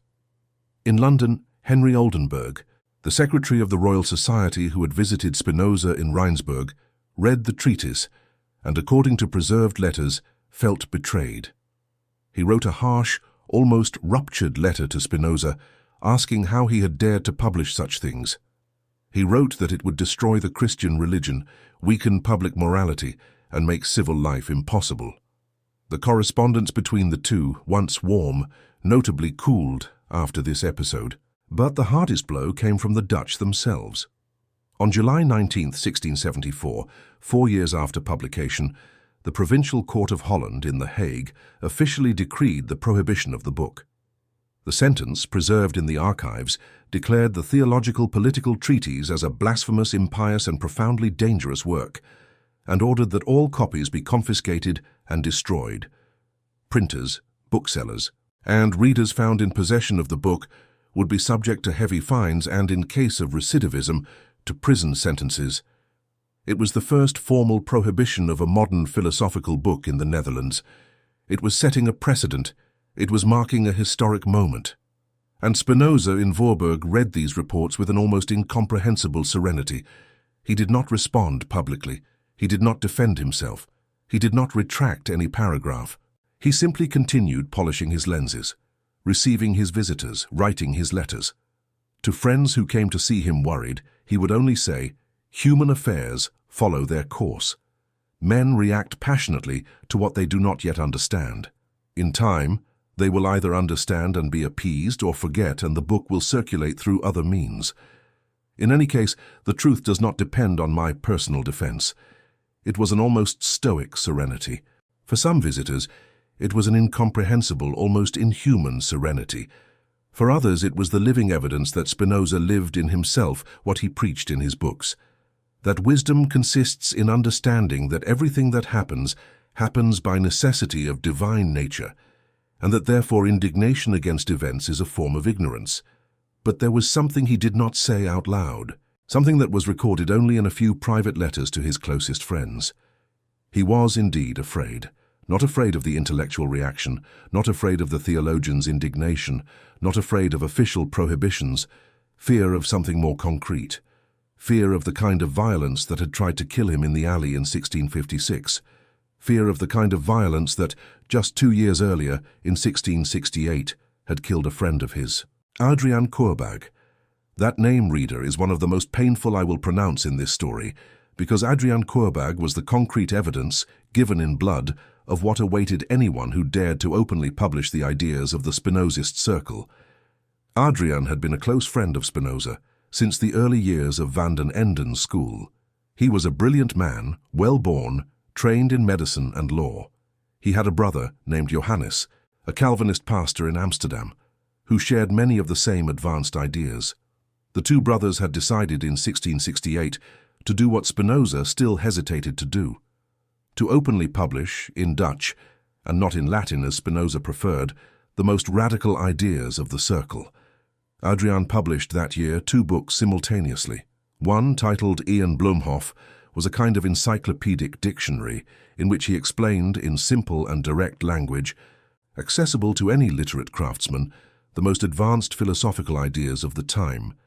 The other, titled Een Licht Schijnende in Duistere Plaatsen, was a more systematic exposition, in 24 chapters, of Spinoza's philosophy, although without mentioning Spinoza by name. The 2 books written in Dutch were a bomb. They made accessible to the common public ideas that until then had circulated only in Latin among intellectuals. It was exactly what the religious authorities feared most, the popularization of free thought. The reaction was instant and brutal. Within weeks of publication, Adrian was denounced, arrested, tried. The court wanted to condemn him to death for blasphemy. It was only the intercession of political figures close to Johan de Witt that managed to reduce the sentence to 10 years of prison and forced labor. But 10 years of prison in 17th century Holland, in damp prison conditions and miserable food, were in practice a slow death sentence. Adrian quickly fell ill. He was transferred to the House of Correction in Amsterdam, where serious respiratory diseases are contracted in a few months. And on October 15, 1669, just over a year after being imprisoned, Adrian Courbag died at the age of 36 on a straw mattress, with his lungs full of blood, without any friend by his side. Spinoza was devastated. Adrian had been one of his closest disciples, and more than that, Adrian had had the courage to do what Spinoza still hesitated to do. He had tried to popularize philosophy. He had paid with his life. It was Adrian's death, according to later testimonies, that finally convinced Spinoza to publish the theological political treatise, but anonymously in Latin, with 1,000 editorial precautions, in a formula calculated to minimize personal risks while fulfilling the political mission of the book. And it was also Adrian's death that definitively sealed Spinoza's decision never to publish the Ethics during his lifetime. That book, he recognized, was too radical, too bold, too systematic. If published in his lifetime, under his name, it would be a guaranteed death sentence. The Ethics would wait. Spinoza would keep the complete manuscript, always revising, always perfecting, always adding a definition here, a scholium there.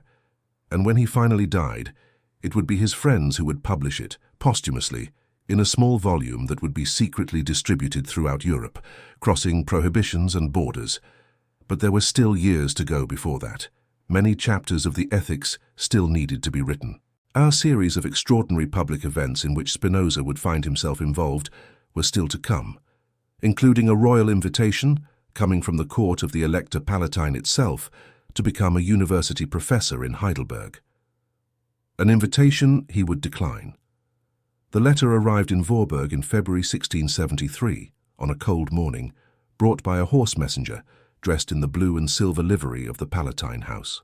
The messenger knocked on the door of Daniel Tiedemann's house, asked for Mr. Spinoza, delivered the letter sealed with red wax and the elector's coat of arms, and waited in the street, blowing on his hands to warm them, while Spinoza went up to the upper room to open the seal. He read the letter sitting at the desk. He read it once. He read it again. He got up, walked slowly to the window, looked out at the frost-covered street, and read it a third time.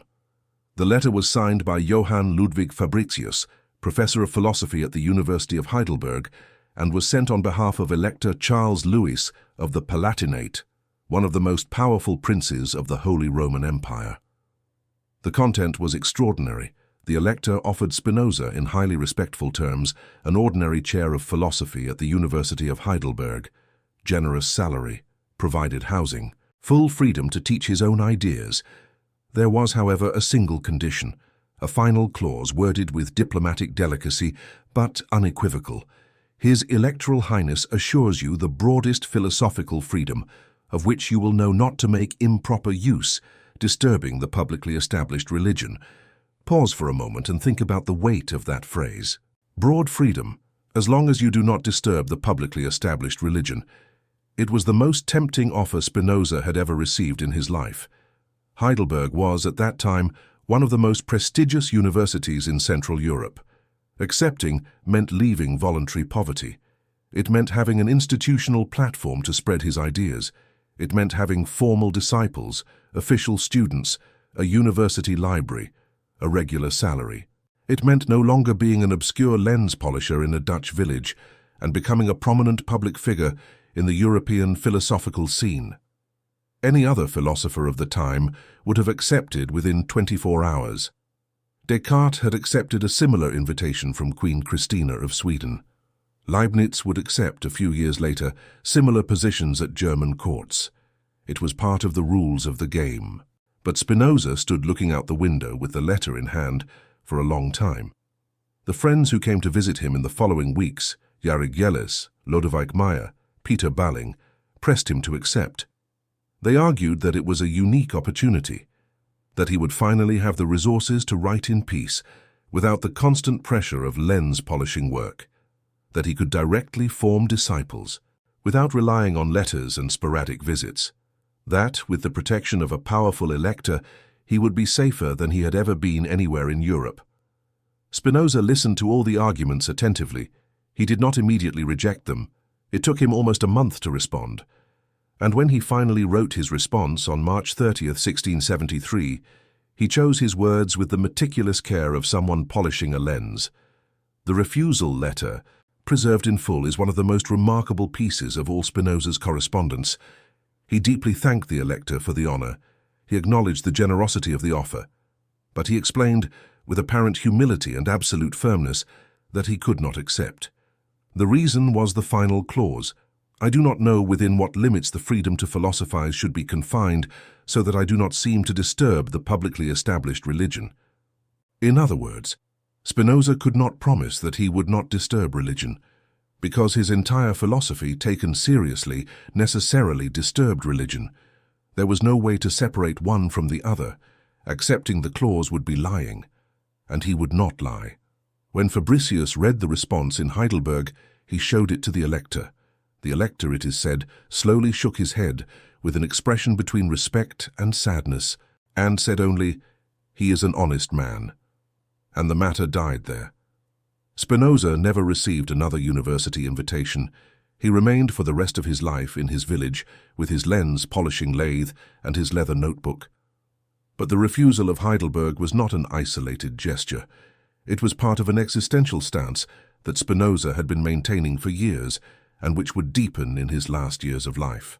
A stance that many contemporaries considered extreme, fanatical, almost mystical, and that others later would come to consider the purest form of philosophical coherence ever demonstrated by a European thinker.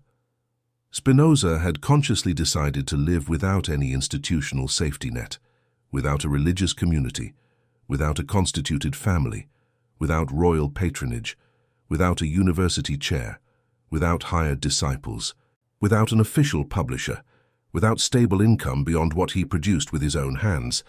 Why? Because he had understood, and this understanding runs through the ethics from beginning to end, that all institutional dependence implies a corresponding servitude. That accepting money from someone is to accept, to some degree, being influenced by the will of the one who gives the money. That accepting a chair is to accept tacit limits on what can be taught. That accepting a religious community is to accept tacit limits on what can be thought. That even accepting a family, wife, children, own house, is to accept a huge amount of obligations that, even in the best of cases, distract from the philosophical task. He had, therefore, voluntarily renounced all of this, not out of religious asceticism, not out of contempt for the world, not out of effective incapacity, but out of deliberate philosophical strategy, to preserve entirely the only thing he considered truly precious, the absolute freedom to think and say what reason showed him. And here arises one of the most beautiful and uncomfortable paradoxes of all Western philosophy. Because this renunciation, this distancing from everything that men normally consider desirable, wealth, institutional recognition, family comfort, material security, did not arise in Spinoza from a religious motivation in the conventional sense. He did not see himself as a saint. He did not see himself as a Christian ascetic. He did not fast for penance, did not pray for mortification, did not humiliate himself before any image. But the practical result of his life was surprisingly similar to that of a Christian saint from the early centuries, like that of a monk from the Egyptian desert, like that of a Syrian hermit. He lived with very few possessions, he ate frugally, he dressed modestly, he did not drink excessively, he did not frequent brothels, he did not accumulate goods, he did not seek honors. He worked with his own hands to support himself. He dedicated all his remaining time to what he considered essential.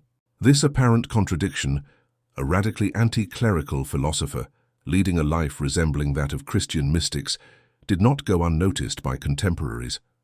Several visitors, upon leaving the house in Voorburg, commented, shocked, that that man who was considered the worst of heretics lived, in fact, with more moral virtue than most of the Calvinist theologians who attacked him.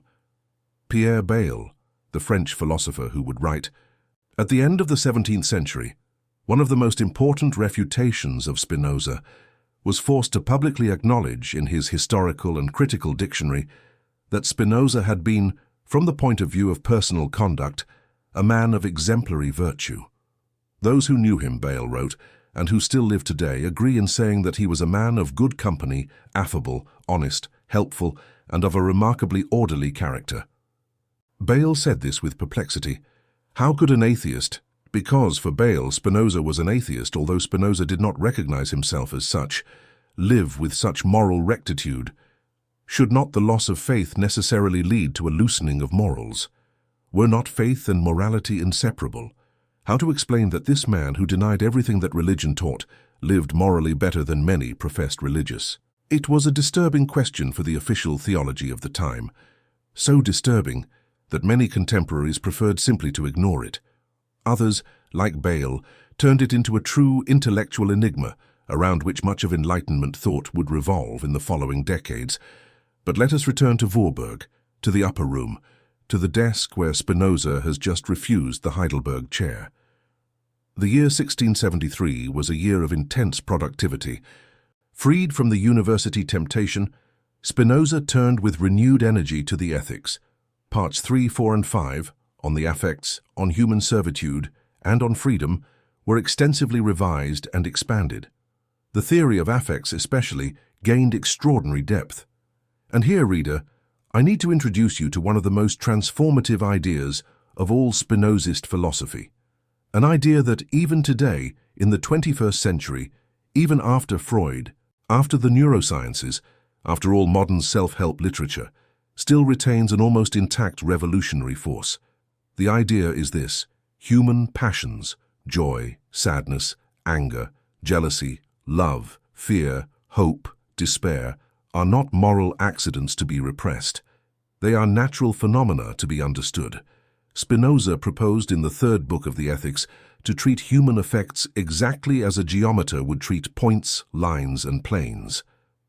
Without moral indignation, without religious condemnation, without sentimental prescriptions, just with the analytical coldness of the scientist who describes a phenomenon. And this coldness was in itself a form of revolution, because the entire previous theological tradition treated affects as sins to be extirpated. Envy was a sin, pride was a sin, lust was a sin, anger was a sin. The traditional solution consisted of repressing, confessing, doing penance, pleading for divine grace. Spinoza said something else. The affects, he said, are necessary manifestations of human nature. There is no sin in them in themselves. There are only causal processes. When something increases our power to exist, we feel joy. When something decreases our power to exist, we feel sadness. All affects derive from these two primordial roots. Envy, jealousy, ambition, shame, pride, humility, all of this, he demonstrated, could be geometrically deduced from the transitions between greater and lesser levels of vital power. Understanding these transitions, he said, was the path to liberation, not repression, not confession, not penance. Understanding. The human being who understands why they feel what they feel ceases to be passively dominated by the affects and begins to navigate them with a new wisdom. It was, in essence, 3 centuries before Freud, a psychoanalytic theory avant la lettre, a theory of affective unconscious, a theory of liberation through knowledge of one's own causes. And this theory was written there, in that modest room in Vorburg, by a man who polished lenses during the day and analyzed the human soul at night, by a man who had refused the most prestigious chair in Germany to preserve his freedom, by a man who, at that exact moment in European history, in the year 1673, lived perhaps as the most free human being on the continent, but the Netherlands around him was about to explode. Just a year earlier, in 1672, the famous Rampjaar, year of disaster, the Republic had been simultaneously invaded by Louis XIV's France, Charles II's England, and 2 German principalities. The Dutch army had been humiliated. The entire country had gone into panic. The streets of the cities had been taken over by crowds inflamed by Calvinist propaganda, blaming De Witt's liberal regime for the catastrophe. And on August 20th, 1672, in The Hague, an event occurred that would forever be etched in Spinoza's memory. An enraged crowd had invaded the prison where Johann de Witt and his brother Cornelis were detained under forged accusations. The 2 were dragged out of prison, beaten, stabbed, shot dead, hung upside down on a post, and then, according to witnesses, parts of their bodies were literally cut off and devoured by the crowd as trophies. Spinoza, upon receiving the news in Vorburg, had one of the only documented emotional crises of his life. He took a piece of thick paper, wrote on it the words Ultimi Barbarorum, the last of the barbarians, and wanted to run to The Hague to post the notice at the site of the lynching, in a sign of public protest. It was only the physical intervention of his host Tiedemann, who locked him in the room and hid his boots, that prevented Spinoza from being lynched that very night. This, reader, was the real Netherlands surrounding the silent philosopher. Not the paradise of tolerance from the manuals, but a country where the crowd, incited by fanatical preachers, could dismember 2 statesmen in broad daylight. A country where residual theological violence, accumulated over millennia, could erupt at any moment. And it was in this country, in this context, with the memory of that lynching still fresh, that Spinoza refused the Heidelberg chair, finished the final revisions of the Ethics, and prepared, without yet knowing, for the last 4 years of his life. It was a narrow house of dark brick, next to a silent canal. The room he occupied was on the upper floor, with one window facing the canal and another facing the inner courtyard. The landlady, the painter's wife, would describe years later that Mr. Spinoza was the most discreet guest she had ever had. He would spend entire days without coming down to speak to anyone. When he did come down, it was to ask about the children, to play briefly with them, or to discuss some detail about the rent. He ate very little. In some weeks he spent less than a servant. He slept poorly, often lighting the candle during the night to write. But there was something, in the last years of Spinoza's life, that he did not want anyone to notice. He was falling ill. The illness, as we know today, was pulmonary tuberculosis, possibly aggravated, perhaps even caused, by the continuous inhalation, for more than 15 years, of the fine glass dust that came off the lenses during polishing. Every hour spent at the lathe, every circular movement of the copper disc released tiny particles of silica into the air that entered the lungs and settled there, slowly, year after year, forming microscopic scars that reduced respiratory capacity. Spinoza coughed. He had been coughing for years. But the cough, initially discreet, became increasingly persistent throughout 1675 and 1676. On some mornings, especially on the cold and damp days of the Dutch winter, he would wake up with blood on his hands after coughing. He would clean them silently. He would wash the handkerchief, hidden away. He said nothing to anyone. His friends noticed, of course, Lodewijk Meyer, who was a doctor, noticed first. He asked Spinoza in 1675 to stop polishing lenses, to move to the countryside, to a drier place, to take certain herbal preparations that could alleviate the symptoms. Spinoza refused all the advice. He said he needed the work to support himself. He said he did not believe that a change of air would make a real difference. He said he would take the preparations if Meyer insisted, but that he would not expect miracles from them. In those same years, he wrote incessantly. He finished the Ethics. He began the political treatise, which would remain unfinished. He maintained correspondence with more than 20 European philosophers simultaneously. He received visitors. He polished lenses.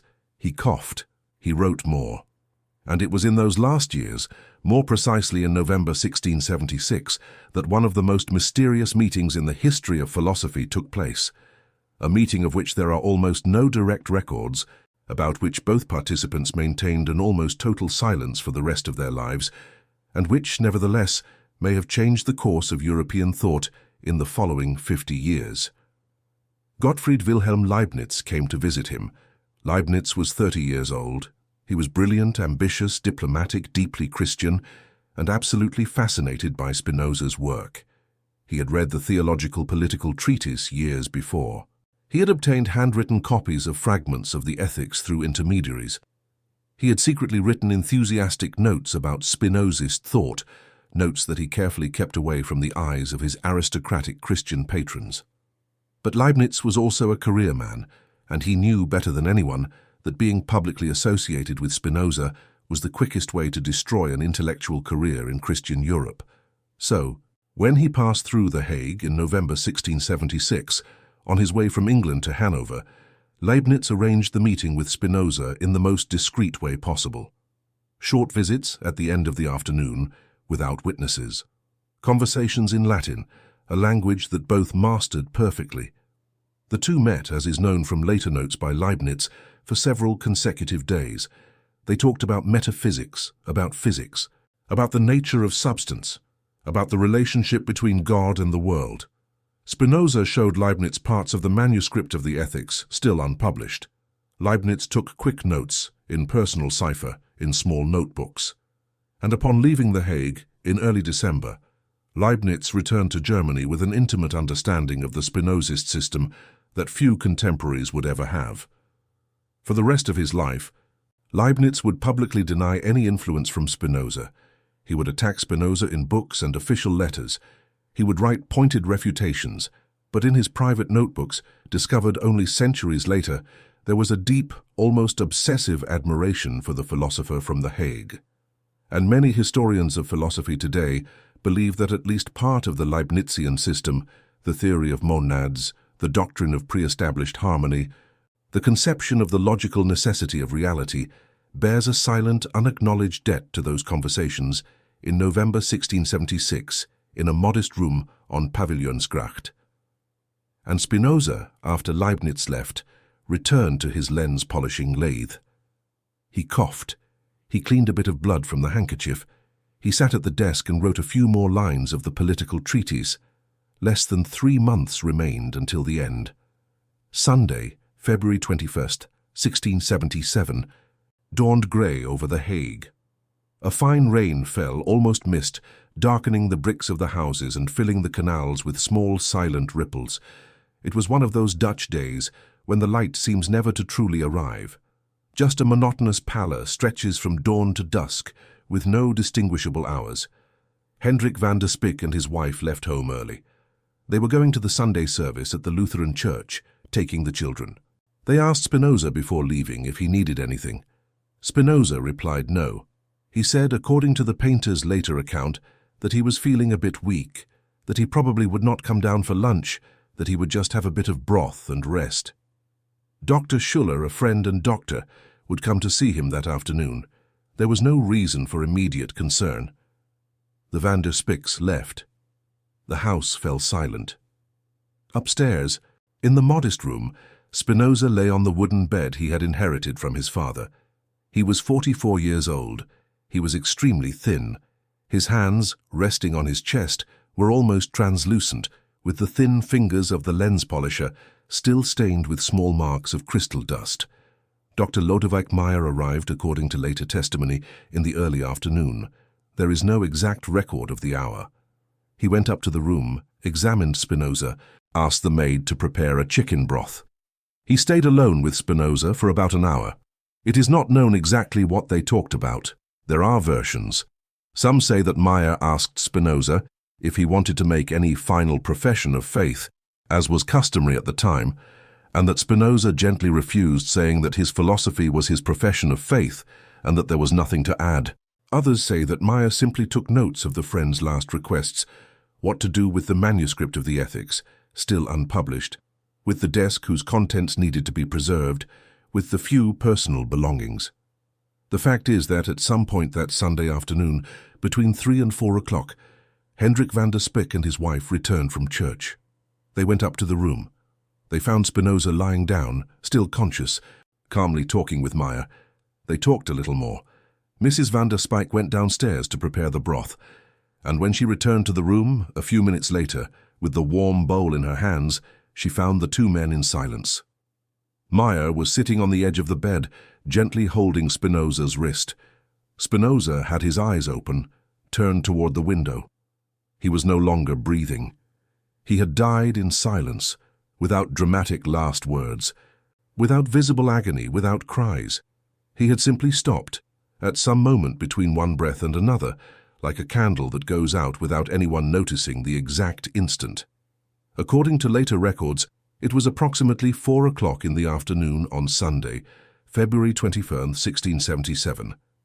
Mrs. van der Spyk set the bowl down on the small table. She stood still, in silence, for a few moments. Then she said, with that simple serenity of Dutch women in the 17th century, "Then he is gone." Meyer bowed his head and gently closed the eyes of the dead friend. In the following hours, the news spread through the small circle of friends. Gelles was notified. Reuverts, the bookseller, was notified. De Vries, the wealthy merchant who had been one of the closest disciples, had already passed away a few years before, but his family was notified. Letters began to leave The Hague for Amsterdam, for Rotterdam, for Hamburg, for London. And here, reader, something occurred that still astonishes historians today. There was a plan, a careful plan that Spinoza had arranged with his closest friends during the previous months. Knowing he was going to die, he had prepared everything. The desk in the room contained, in secret compartments, the complete and revised manuscript of the Ethics, the manuscript of the unfinished political treatise, a revised version of the old treatise on the improvement of the intellect, a compilation of selected philosophical letters, and a Hebrew grammar he had written in his spare hours. All of this was carefully organized, with precise instructions for his friends.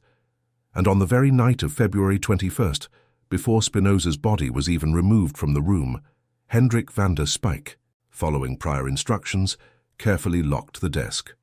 The next day, as agreed, the desk was transported with the utmost secrecy to Amsterdam, taken to Jan Reuverts's workshop, and opened there only in the presence of absolutely trusted friends.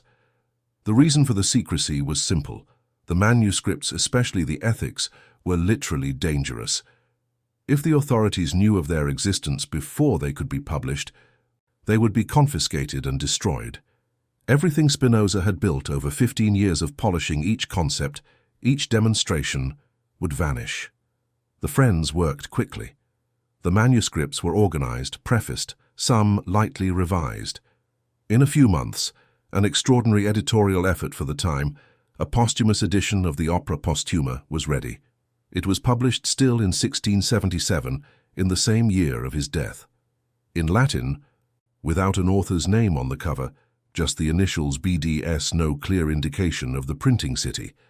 Clandestine distribution through networks of reliable booksellers in various countries.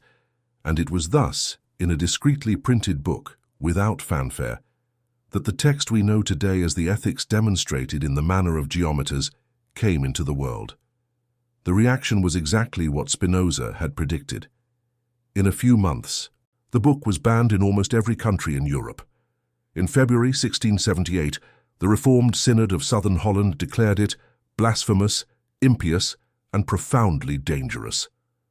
In 1679, it was placed on the Roman Index.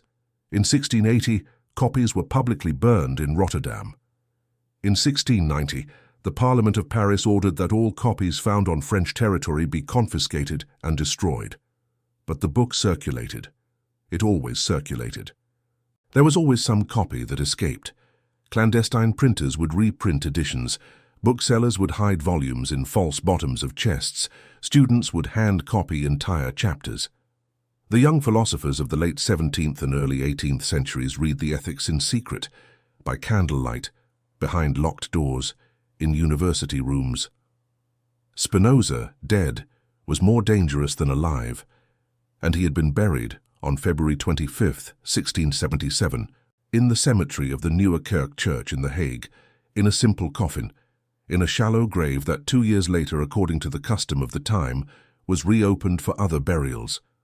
The bones were removed, mixed with others, lost. Today, there is no tomb where one can say for certain, "Here lies Baruch Spinoza." Only in the outer courtyard of the Nieuwe Kerk, a symbolic plaque placed centuries later, with a single phrase in Hebrew and Dutch, "The honor of his memory is the truth." Spinoza's death did not silence the war against him. On the contrary, it was precisely from his death that the war intensified, because now, with the ethics circulating, it was no longer just about combating the author but the book. And the book, unlike the author, was practically indestructible. In the 50 years following Spinoza's death, between 1677 and 1727, Christian Europe produced a truly impressive amount of anti-Spinozist refutations. A modern survey identifies more than 400 books, pamphlets, and treatises published during this period with the declared aim of combating Spinoza. It was proportionally one of the largest campaigns of intellectual demolition in European history. Why? Why so much energy spent against a book published anonymously, written in Latin, read by a small minority of scholars, sold under the counter in some clandestine bookstores? Because theologians felt, with a sure instinct, that that book was different. Other heretical books could be refuted point by point. It was enough to show where the author had deviated from Scripture, where he had erred in exegesis, where he had fallen into logical contradiction. But Spinoza, with his geometric method, escaped this type of refutation. He did not cite Scripture as authority. He did not do traditional exegesis. He did not ask to be believed. He only asked to be followed step by step, definition by definition, demonstration by demonstration. And those who followed him to the end, with intellectual patience, suddenly found themselves in a conceptual universe where Christianity, Judaism, and Islam no longer had a place. The only way to defeat the ethics would therefore be to either prevent people from reading it, hence the bans, the burnings, the indexes, or alternatively, to train a generation of theologians capable of detecting and neutralizing the poison before it acted. Hence the anti-Spinozist manuals, hence the university chairs explicitly dedicated to refutation. Hence the theological contests with cash prizes for those who produced the best refutation. Pierre Bayle, in the Historical and Critical Dictionary of 1697, dedicated the longest article in the entire work to the entry Spinoza, longer than the entry on Calvin, longer than the entry on Luther.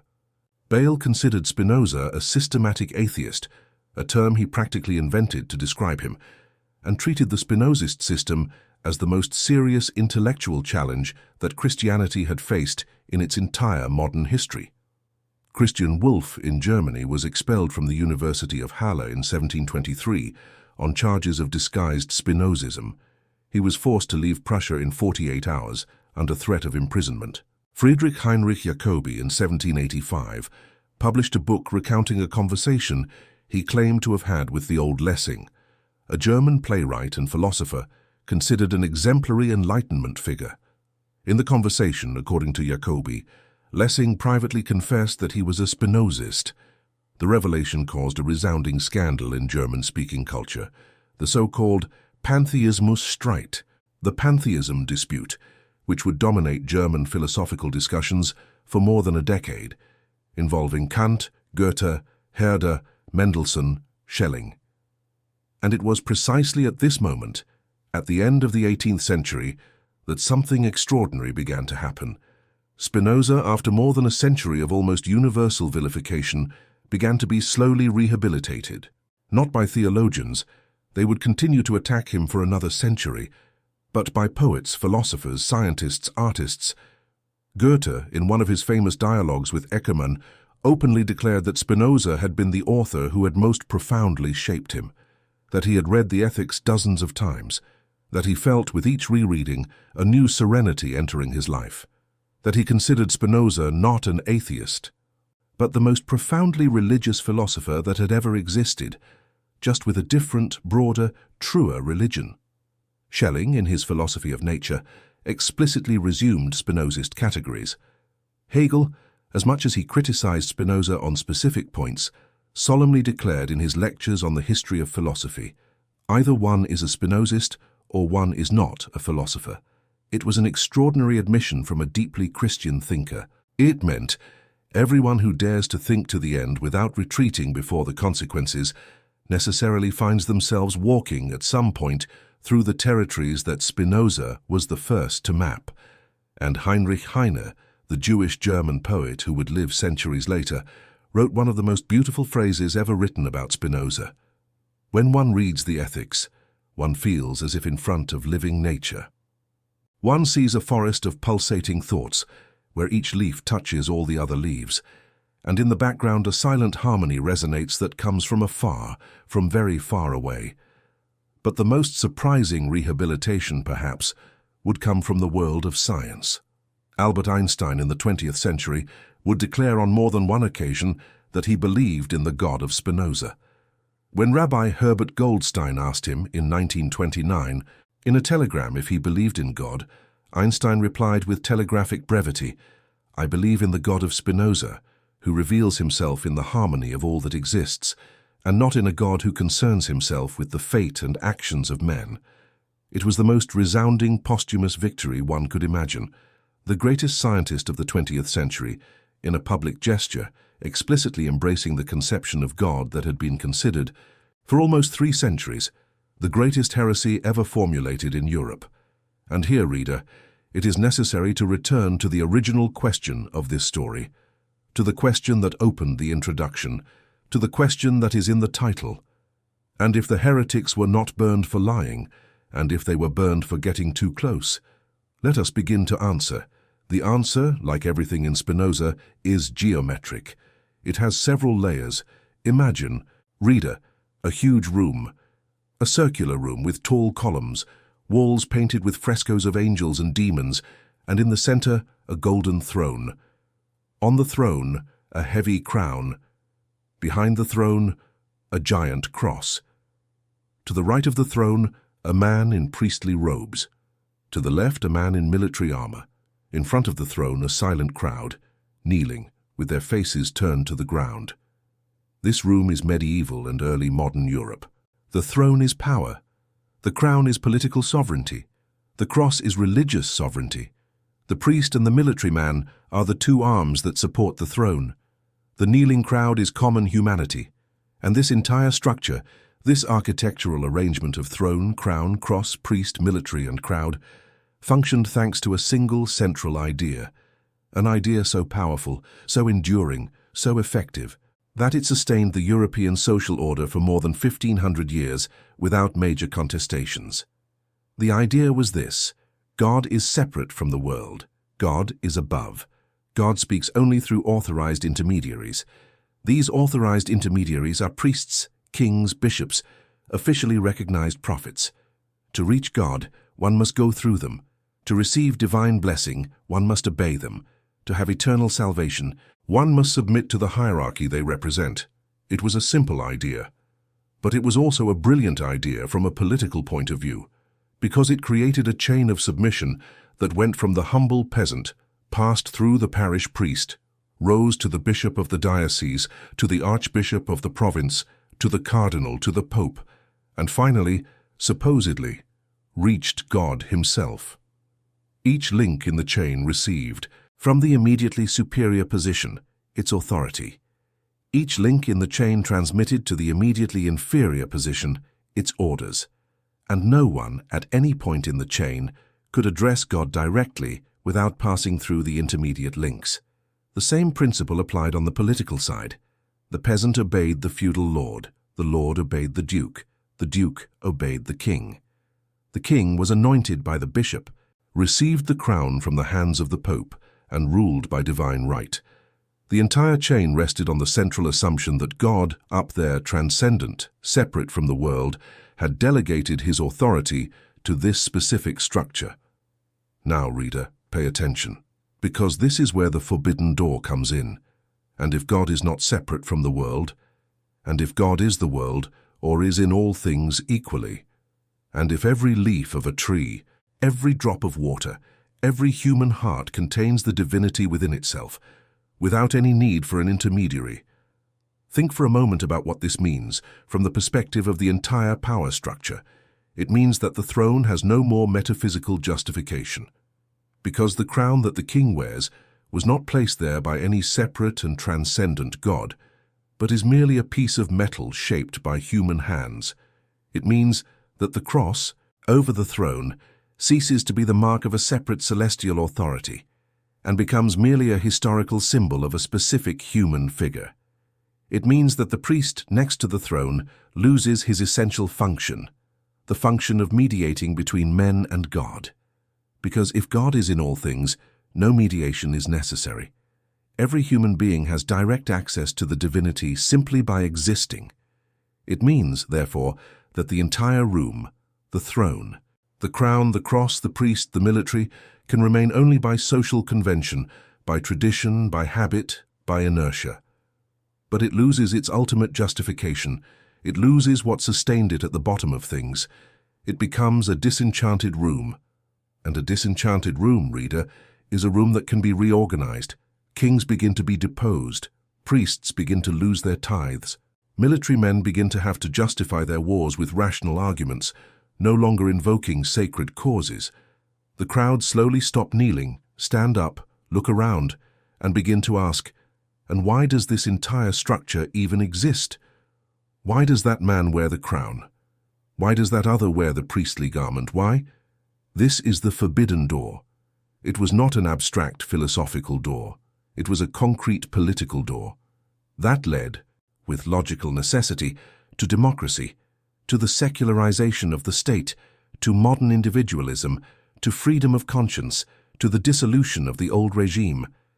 The theologians of the time intuited this clearly. They could not articulate it so clearly, but they felt it. They felt that if the Spinozist idea won, their entire world would collapse. The episcopal palaces, the monastic properties, the ecclesiastical taxes, the princely courts, the religious wars, the inquisitorial tribunals, the entire political economy of the old European regime would collapse, along with the metaphysics that sustained it. And that is why, reader, so many were burned before Spinoza. Think of the names. Giordano Bruno, burned in Rome in 1600 for maintaining that the universe was infinite and that God was within all of nature. Lucilio Vanini, burned in Toulouse in 1619 for holding almost the same ideas. Miguel Servet, burned in Geneva in 1553 for questioning the Trinity. Pomponazzi, censured in Padua for asserting the mortality of the soul. Erasmus, posthumously persecuted for his comments on ecclesiastical corruption. Anne Hutchinson, exiled from Massachusetts in 1638, for asserting that each soul could receive direct revelation from God. The medieval Beguines, dissolved and persecuted for living female religious communities without ecclesiastical authority. The women accused of witchcraft in villages throughout Europe, often popular healers whose only heresy was knowing that certain herbs healed without needing priestly blessing. All of these, reader, all of them were stumbling upon the same door, stumbling upon fragments of the same intuition, each in a different path, each without completing the system. But all of them, through partial, intuitive, fragmentary ways, were approaching the same forbidden door, and they were burned not because they lied. They were burned because their fragmentary truths, added together, threatened to accumulate enough critical mass for someone, at some point, to gather all the fragments into a unified system. And when that unified system was formulated, the door would be definitively opened. Spinoza was that someone. He was the man who took the fragments scattered throughout European history, fragments paid for with blood, fragments whispered in clandestine circles, fragments that circulated in erased manuscripts and organized them geometrically, into a single demonstrative system from which it was no longer possible to escape through partial rejection. One either accepted the entire system or rejected the entire system, and if one accepted the entire system, the forbidden door was open. That was the fear he inspired. That was the reason for the almost hysterical intensity with which so many theologians invested against him. That was the reason he was excommunicated by the synagogue, pursued by the Portuguese Inquisition from a distance, spied on by Jesuits, monitored by papal nuncios, attacked by more than 400 refutations in half a century, not because he lied, but because he had come too close. But getting too close, I need to tell you now, reader, that this expression has yet another, deeper meaning that we have not fully explored. Getting close to what? The first answer, which we have just explored, is political, getting close to the overthrow of power structures founded on divine transcendence. This is the external aspect. It is the aspect that explains why kings, popes, inquisitors, rabbis all had an interest in silencing this door, because when it opens, the entire structure around them begins to tremble. But there is another, more intimate, more disturbing sense, a sense that touches directly every human being, in any time, in any culture, in any condition, getting close to God, not in the devotional sense of classical Christian mystics, not in the emotional sense of popular pious traditions, but in a more radical and colder sense, getting close to the recognition that what we normally call I, this small psychological core encapsulated in our body, with its personal fears, its petty ambitions, its particular pains, its biographical memories, is not the most real thing that exists in us, that there is, within each of us, something that infinitely exceeds this small I, something that was not born when we were born, and that will not die when we die, something that, in Spinoza's language, is the concrete expression of the unique, infinite substance, in its transient individual modality. Think about it, reader. Really think. At this moment, while you read these lines, there are processes in you that continue to function without you needing to command them. Your heart beats without you ordering it. Your lungs inhale and exhale without you deciding. Your cells divide. Your enzymes catalyze chemical reactions. Your neurons fire synapses. Your memories consolidate or fade. Everything happens in you, but not exactly by you. There is, in you, a vast activity that completely escapes your conscious control. And this activity is the part of you that is most deeply connected to the whole. It is the part of you that breathes the oxygen that came from the trees. It is the part of you whose atoms came from stars that exploded billions of years ago. It is the part of you that at this very moment exchanges heat with the air, exchanges radiation with everything around, exchanges invisible information with the totality of the universe. This part of you, Spinoza said, is divine. Not in a sentimental sense, in a literal sense. It is the unique substance expressing itself now, in this specific place, in this specific body, in the specific form called you. And when someone understands this deeply, without rhetoric and without cheap mysticism, but with the cold clarity of the fifth part of the ethics, something happens. That person slowly stops being afraid of many things, slowly stops identifying exclusively with the small psychological I, slowly stops treating death as the absolute end, because they understand that what is fundamental in them never began at birth and will never end at the funeral. The ancient Christian mystics called this experience union with God. The Sufi mystics called it fana, dissolution of the self. The Hindu mystics called it recognition of the Atman as Brahman. The Zen Buddhists called it Kensho.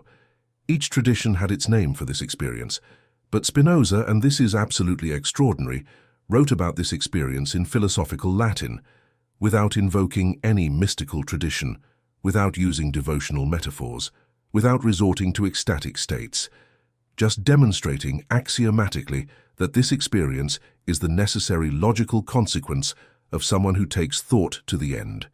He called it, in the fifth part of the ethics, amor intellectualis Dei, the intellectual love of God. or translating more faithfully, the love with which God infinitely loves himself and of which we, when we deeply understand our nature, participate. This was, reader, the internal forbidden door, the spiritual experience without religion, the direct access to the divine dimension of existence without any priest, without any temple, without any ritual, without any sacred book. And this, from the perspective of religious institutions, was even more dangerous than the political overthrow of their structures, because it meant that they were not only politically unnecessary, they were spiritually unnecessary.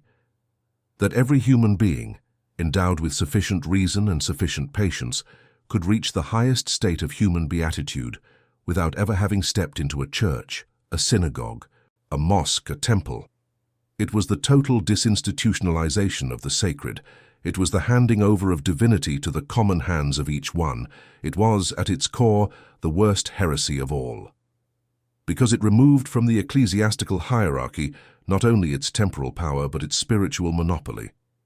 And it was for this reason, reader, that so many heretics throughout the centuries were burned, not because they told gross lies about God, but because at some point in their personal search they had stumbled upon this direct access.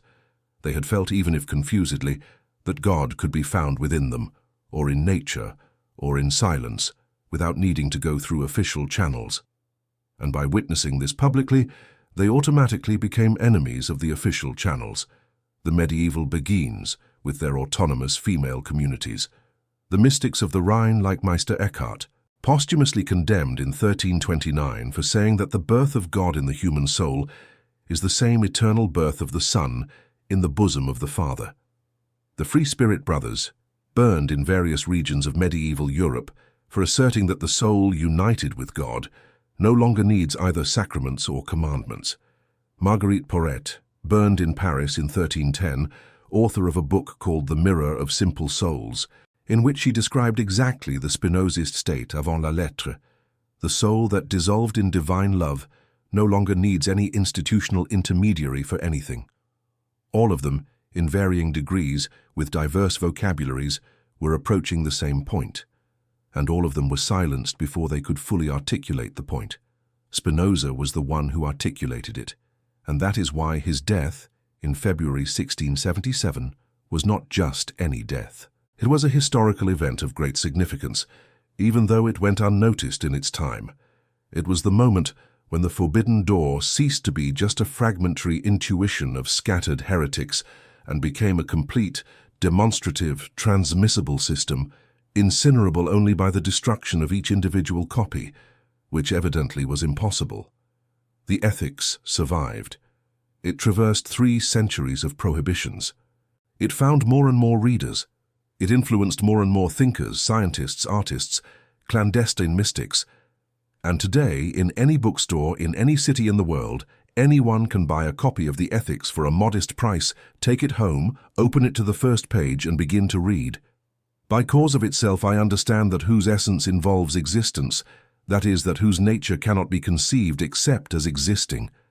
And there, at that moment, in the silent room of any apartment, under the light of any lamp, in the 21st century, the same door begins to open again, for another soul, for another mind, for another reader who decides, consciously or not, to walk the same path that young Jew from Amsterdam walked in silence, with hands stained with glass dust almost 400 years ago.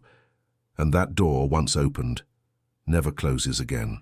Let us return one last time to the question with which we began, to the question in the title, to the question that may have brought you to this story in its first words. And if the heretics were not punished for lying, but for getting too close? The answer now can no longer be an abstract answer. It can no longer be a historical answer. It must be a personal answer. Yours, mine, ours. Because, reader, if this whole story means anything for your concrete life, it means something very specific, that there is a door, that this door has been closed for most of Western history, that many died trying to push it open, that one man, finally, managed to open it wide, and that this door is now open for you, but the open door means nothing if you do not cross it. Crossing the door, in the Spinozist sense, is a concrete operation. It is not just reading books. It is not just abstractly agreeing with ideas. It is something more radical, more transformative, more time-consuming. Spinoza called this process emendatio intellectus, the amendment of the intellect, a patient reorganization of the entire way a person thinks, feels, acts, and exists. The first stage of this amendment is perhaps the most difficult.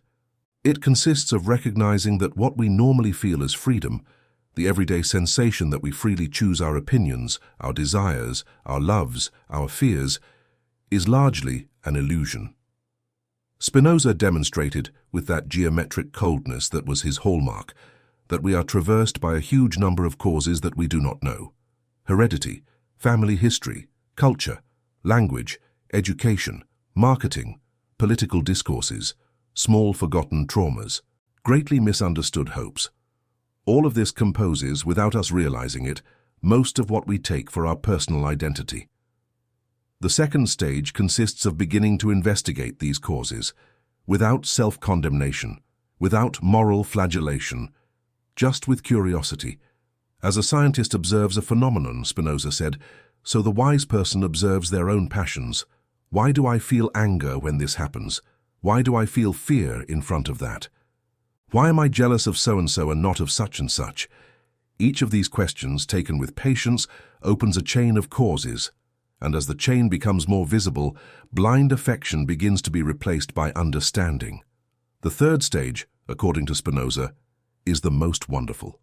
When this investigation advances far enough, the person begins to realize that each of their passions, each of their seemingly irrational reactions, is a fragment of a larger tapestry, that it is merely a finite mode of the infinite substance expressing itself at a specific moment under specific circumstances, and that therefore, far from being strange to the whole, it is the whole manifesting itself there at that instant in that particular form. Upon reaching this point, not as a theoretical understanding, but as a living and concrete sensation, the person experiences what Spinoza called beatitude. It is not an ecstasy. It is not a euphoria.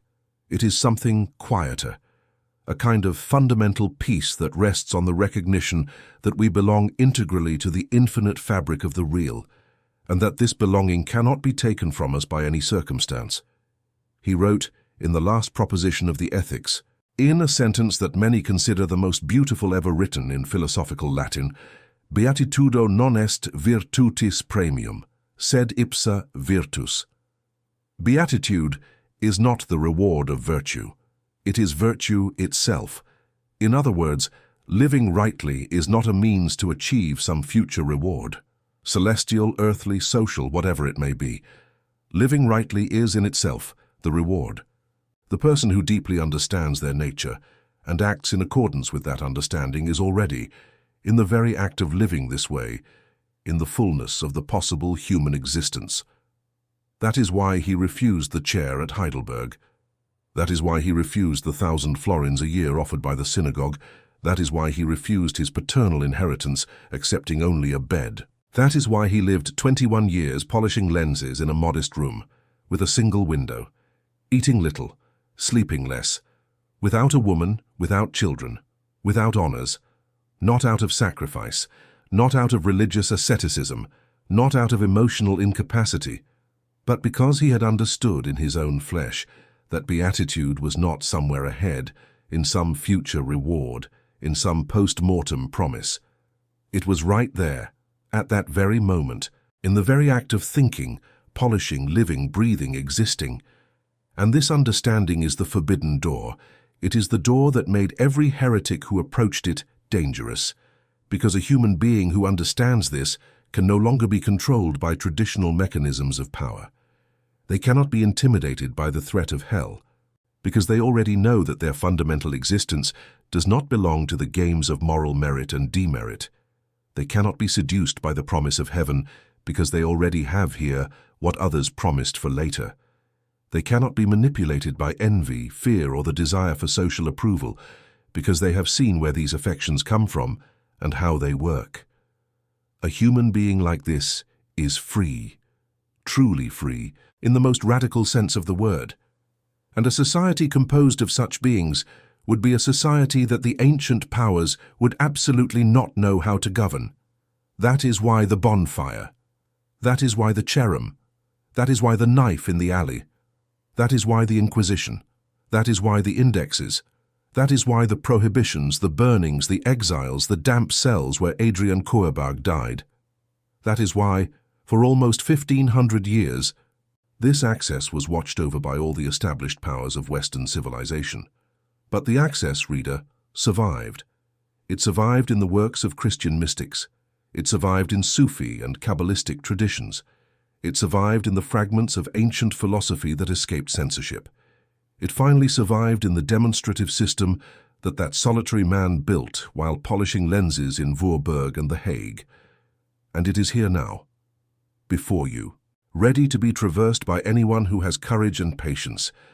I will not tell you at this moment that you should run to a bookstore, buy the Ethics, and start reading it tomorrow. That is not how these things work. Spinoza does not convert by imperative. The Ethics is a difficult book, demanding, cold, almost arid for those who approach it unprepared. Many abandon it in the first pages. Many return to it years later, at specific moments in life, and discover things that they could not grasp in their first readings. What I ask you, however, is to keep this story in mind, to remember the names that appeared here. Maria Nunes, the great-grandmother who burned images in Lisbon in 1597. Saul Levi Mortera, the old rabbi who read the Cherem with a voice trembling with contained fury.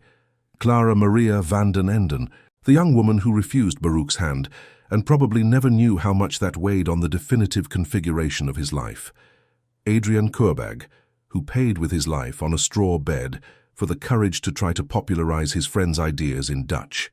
Hendrik van der Spijk, the poor painter who cared for the philosopher in his last years and whose wife placed the bowl of broth on the small table when it was already too late. Also remember the phrase that Spinoza wrote on the thick piece of paper on the day of the lynching of the De Witt brothers in The Hague. Ultimi barbarorum, the last of the barbarians. Keep it as a warning, because the last of the barbarians, at any time, are always the inflamed crowds that want to kill those who think to the end. And at any time, there will always be those who need to lock themselves away to avoid being lynched, along with the thinkers they admire. And above all, keep the very question with which we opened this story. And if the heretics were not punished for lying, but for getting too close? Because this question is not just about the past, it is also about the present. About every time, in any era, someone gets too close to an uncomfortable truth for the established powers and is silenced. Silenced by a crowd, silenced by an institution, silenced today, perhaps, by the invisible algorithms that decide who deserves to be seen and who does not. Silenced by the small daily cowardices of friends themselves who look away when danger approaches. Spinoza's story is not a closed story. It is an open story. It is a recurring pattern of human civilization. Whenever a door begins to open, there will always be those who try to close it. Whenever someone gets too close, there will always be those who try to push them away. And always, somewhere in the world, in some modest room, in some city, there will be one or another human being silently polishing their own lens, their own capacity to see clearly, without caring about the bonfires lit outside. If you have made it this far, reader, you are already one of them, perhaps without knowing it, perhaps without having formulated it in words.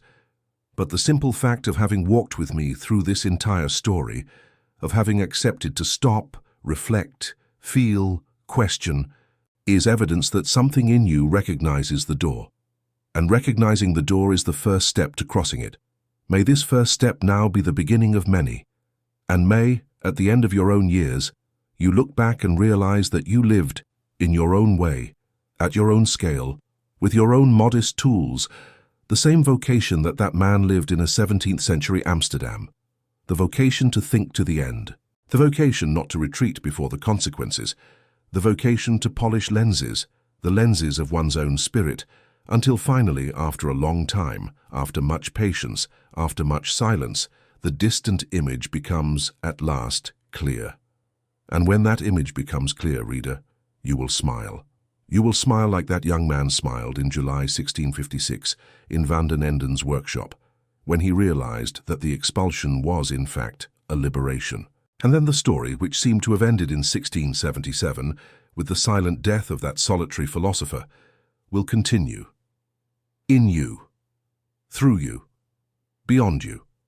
Because some doors once opened never close, and that is perhaps the best news that this story had to give you.